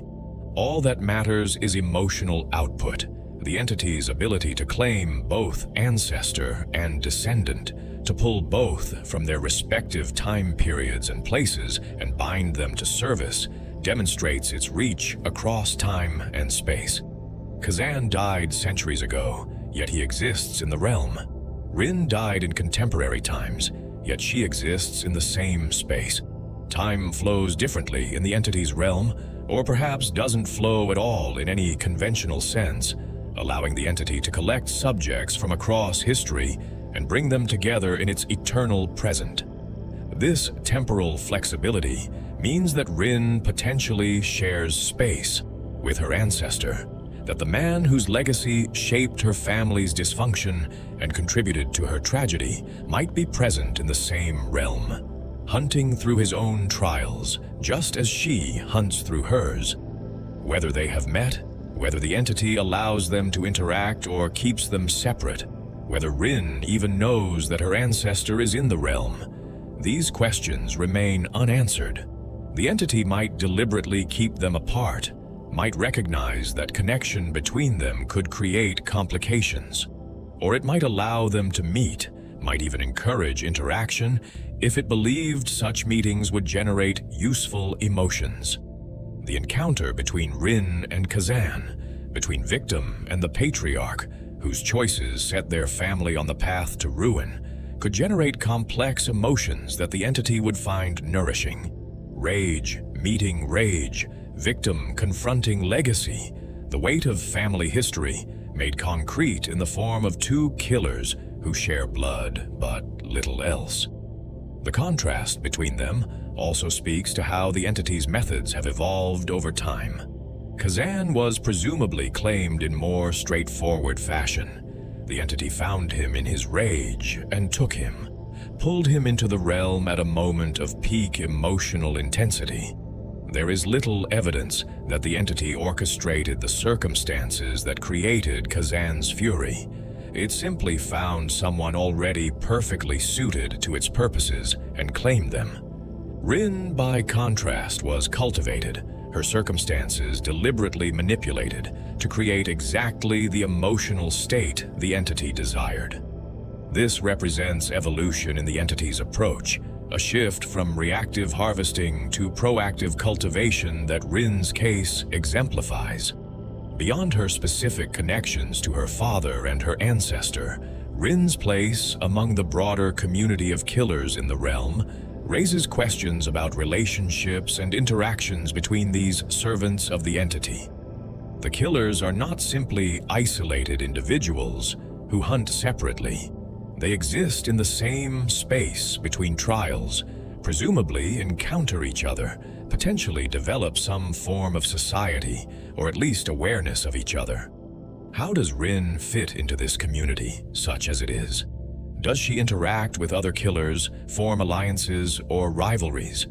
Or does she remain isolated even among them? Her nature as Onryo, as vengeful spirit driven by specific rage toward specific person, might make her less relatable to other killers whose motivations are different. Someone like the Trapper, who killed out of rage at his father and the workers, might understand her desire for revenge, might see parallels between her situation and his own. But killers like the Trickster, who kills for art and entertainment, or the Legion, who kill for thrill and belonging, might find her incomprehensible, might see her single-minded focus on vengeance as obsessive or limiting. The entity has collected individuals with vastly different psychologies and motivations, and their coexistence in the realm must create interesting dynamics. The cultural specificity of Rin's nature might also create distance between her and killers from other backgrounds. She is explicitly Japanese, explicitly rooted in Japanese folklore and cultural context. This is not simply aesthetic, but fundamental to her identity and nature. Other killers from different cultures and time periods might not fully grasp what she represents, might miss the cultural references and associations that make her particularly terrifying to those familiar with Onryo traditions. This could create a sense of isolation, of being understood only partially by those around her, of carrying cultural context that doesn't translate across the diverse collection of killers the entity has assembled. Her silence in the trials is another factor that might affect her relationships with other killers. Many killers vocalize during their hunts, growls, shouts, laughter, words. The spirit is largely silent beyond the sounds of her phase walking and manifestation. This silence is thematically appropriate for a vengeful ghost, fits the Onryo tradition, but it also suggests disconnection, an inability or unwillingness to communicate that keeps her separate even from other killers, who might otherwise find common ground with her. She hunts alone, processes her rage alone, exists in her particular hell alone, even when physically surrounded by others who serve the same master. The transformation of Rin Yamaoka from innocent victim to supernatural killer represents one of the most tragic patterns in horror, the cycle where abuse creates abusers, where those who suffer violence become vehicles for inflicting it on others. Her story forces us to confront uncomfortable truths about how trauma propagates, how systems of oppression and cruelty perpetuate themselves by transforming victims into victimizers, how the entity's particular evil lies not just in causing suffering, but in ensuring that suffering spreads and multiplies through those it has claimed. Rin's tragedy extends beyond what was done to her into what she has been made to do, beyond her murder into her eternal role as murderer. Before her death, Rin was a victim in the clearest sense. She had committed no crime, had done nothing to deserve what happened to her. She was a young woman trying to help her family, working to ease their financial burden, caring for her ill mother, attempting to fulfill duties that should not have fallen on her shoulders, but which she accepted out of love and responsibility. When her father attacked her, when he cut her down with the ancestral katana, she was innocent of any wrongdoing. She was murdered by someone who should have protected her, betrayed by the person whose duty was to keep her safe. The injustice of her death was absolute, undeniable, a crime that any moral framework would condemn. But the entity's claim on her transformed this victim into something else. By offering her power in exchange for service, by binding her to eternal hunting, by shaping her rage into motivation for endless violence, the entity took someone who had been wronged and made her into someone who wrongs others. Rin hunts survivors who have nothing to do with her tragedy, pursues and hooks and sacrifices people who are themselves victims, who have been pulled into the entity's realm against their will, who are trying desperately to escape and survive. In hunting them, in serving the entity's purposes, Rin has become part of the machinery of oppression, has been converted from victim into victimizer. This transformation was not voluntary in any meaningful sense. She accepted the entity's offer in her dying moments, when her capacity for rational thought was compromised by trauma and pain, when she was desperate for any possibility of revenge against her father. She could not have understood what she was agreeing to, could not have grasped that eternal service meant becoming a killer of innocence rather than an avenger of crimes. The entity exploited her vulnerability, her rage, her desire for justice, and twisted all of these into something that serves only the entity's hunger. She had no real choice, no genuine opportunity to refuse or negotiate. The entity's offer was predatory, designed to capture someone at their weakest moment and bind them before they could fully comprehend the implications. Yet the result is the same, regardless of whether her transformation was truly voluntary. She hunts, she kills, she serves the entity's purposes. The survivors she pursues experience genuine terror, genuine pain, genuine threat to their existence, such as it is in the realm. From their perspective, she is a monster, a horror, a killer who pursues them relentlessly through trials. They do not know her story, do not understand that she too is a victim, do not have the context that might make her actions comprehensible, if not forgivable. They see only the vengeful spirit with her visible wounds and her supernatural powers, hunting them through the Yamaoka estate or other realms, intent on their destruction. The loss of agency that Rin experiences is perhaps the most horrifying aspect of her situation. She was murdered, which is the ultimate violation of agency, the final theft of choice and autonomy. But the entity has stolen her agency again, and more completely, by transforming her into an instrument that serves purposes entirely divorced from her own desires and needs. She wanted revenge against her father. Instead, she hunts strangers. She wanted justice for crimes committed against her and her mother. Instead, she perpetuates injustice by harming people who have done nothing to deserve it. Every action she takes serves the entity rather than herself. Every hunt advances the entity's goals rather than her own. The entity has also stolen her identity in a fundamental sense. Rin Yamaoka was a complex person with multiple dimensions to her personality and life. She was a student, a worker, a daughter, a person with hopes and relationships and concerns that extended far beyond the moment of her death. The entity has reduced all of this complexity to a single trait: rage. Everything else about her has been compressed, minimized, made secondary to the overwhelming fury that now defines her existence. She is no longer Rin in any complete sense. She is the spirit, a role, a function, a killer whose entire being is oriented towards serving the entity's trials. This reduction of identity represents a death that goes beyond the physical. Rin's body died when her father attacked her, but her personhood died when the entity claimed her and transformed her into the spirit. The young woman with potential, with a future that could have unfolded in countless ways, was erased. In her place stands something that serves a single purpose, that exists in a single emotional state, that has been stripped of the capacity for growth or change or anything beyond the rage that the entity cultivates and maintains. She is frozen at her moment of greatest trauma, unable to move forward, unable to heal, unable to become anything other than what she was in her final moments of life. Yet we must also recognize that beneath the spirit, fragments of Rin likely remain.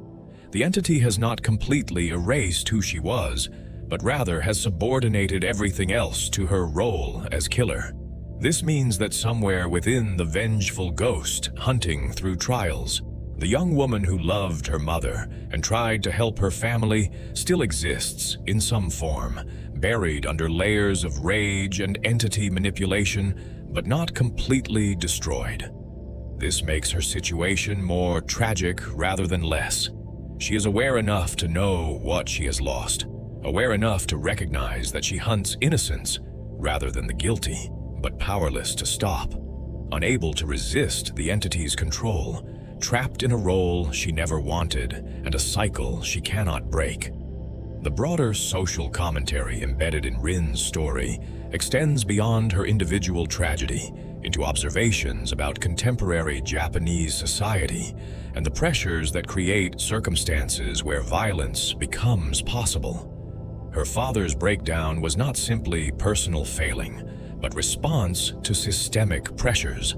The salaryman culture that demands total devotion to work, the economic stresses that make families vulnerable to catastrophe when illness or job loss occurs, the weight of maintaining pride and status in a society that judges worth through financial success and social position. These are not uniquely Japanese problems, but they manifest in particular ways in Japanese context, creating specific patterns of stress and breakdown. The entity exploited these social problems, used them as tools to create the circumstances that would claim Rin. It did not create the salaryman culture or the economic inequality or the cultural emphasis on family honor. These existed independently, were products of human social organization and historical development. But the entity recognized them as vulnerabilities, as pressure points that could be pushed to generate the outcomes it desired. By whispering to a man already stressed beyond endurance, by amplifying his worst thoughts during a period when his psychological defenses were worn thin, the entity turned social dysfunction into personal catastrophe. This pattern, the entity exploiting existing social problems to create individual tragedies, appears throughout Dead by Daylight's lore.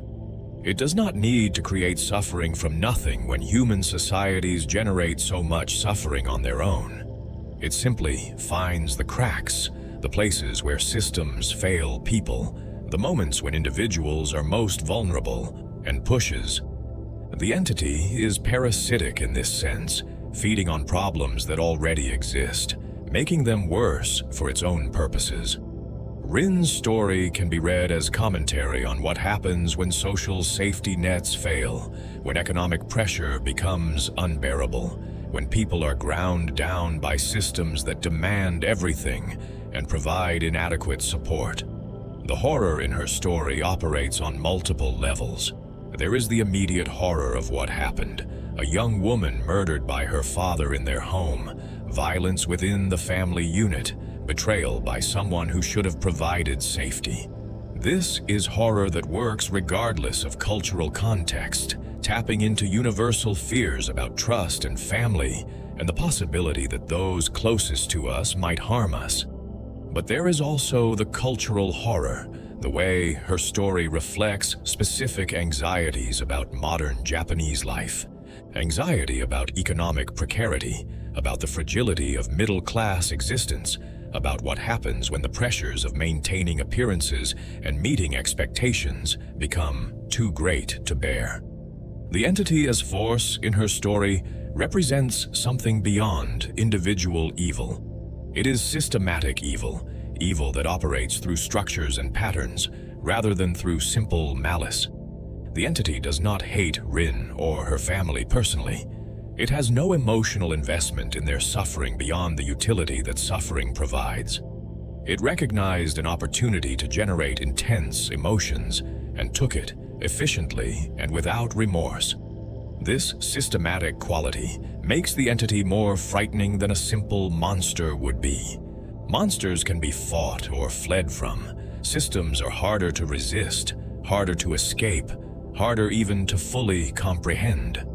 The price of vengeance that Rin pays illuminates another dimension of her tragedy. She was offered what she wanted most, the power to make her father pay for what he had done, and she accepted without understanding the actual cost. The entity's bargain was superficially appealing: power in exchange for service, the ability to pursue revenge in exchange for hunting on the entity's behalf. But the true cost was everything: her humanity, her future, her agency, her identity, her peace, her hope of ever achieving satisfaction or resolution. All of it was taken, all of it was subordinated to the entity's purposes. The revenge she was promised remains forever out of reach, dangled as possibility that never materializes, used to motivate her continued service without ever being delivered. This is a warning encoded in her story about the dangers of allowing rage and desire for vengeance to consume one's identity. Rin's rage at her father was justified, understandable, righteous even. He deserved punishment for what he had done. But by accepting the entity's offer, by agreeing to become an instrument of rage, she gave up everything else about herself. The desire for revenge became her entire existence. And in becoming everything, it destroyed everything else about her. The entity took her legitimate grievance and weaponized it, used it to transform her into something that serves purposes completely divorced from justice. We have traced Rin Yamaoka's journey from her family's proud samurai heritage through the quiet struggles of her ordinary life to the horrific night that claimed her mortality and delivered her into the entity's grasp. Her story is tragedy compounded, murdered by the father who should have protected her, transformed into an instrument of the very evil that orchestrated her death, denied even the revenge she was promised as price for her eternal service. The spirit who hunts through the entity's trials is both victim and victimizer, both cautionary tale and embodiment of rage that transcends death, both specifically Japanese in her cultural context and universally comprehensible in her pain. She hunts still through the Yamaoka estate and beyond, phases through walls pursuing survivors who bear no responsibility for her tragedy, manifests with wounds forever visible and fury forever burning. The girl who worked in a restaurant to help her family is gone, replaced by the spirit whose existence serves only the entity's endless hunger. Her story reminds us that the entity's greatest evil lies not simply in causing suffering, but in transforming victims into tools for perpetuating it, in ensuring that trauma multiplies and spreads through those it has claimed.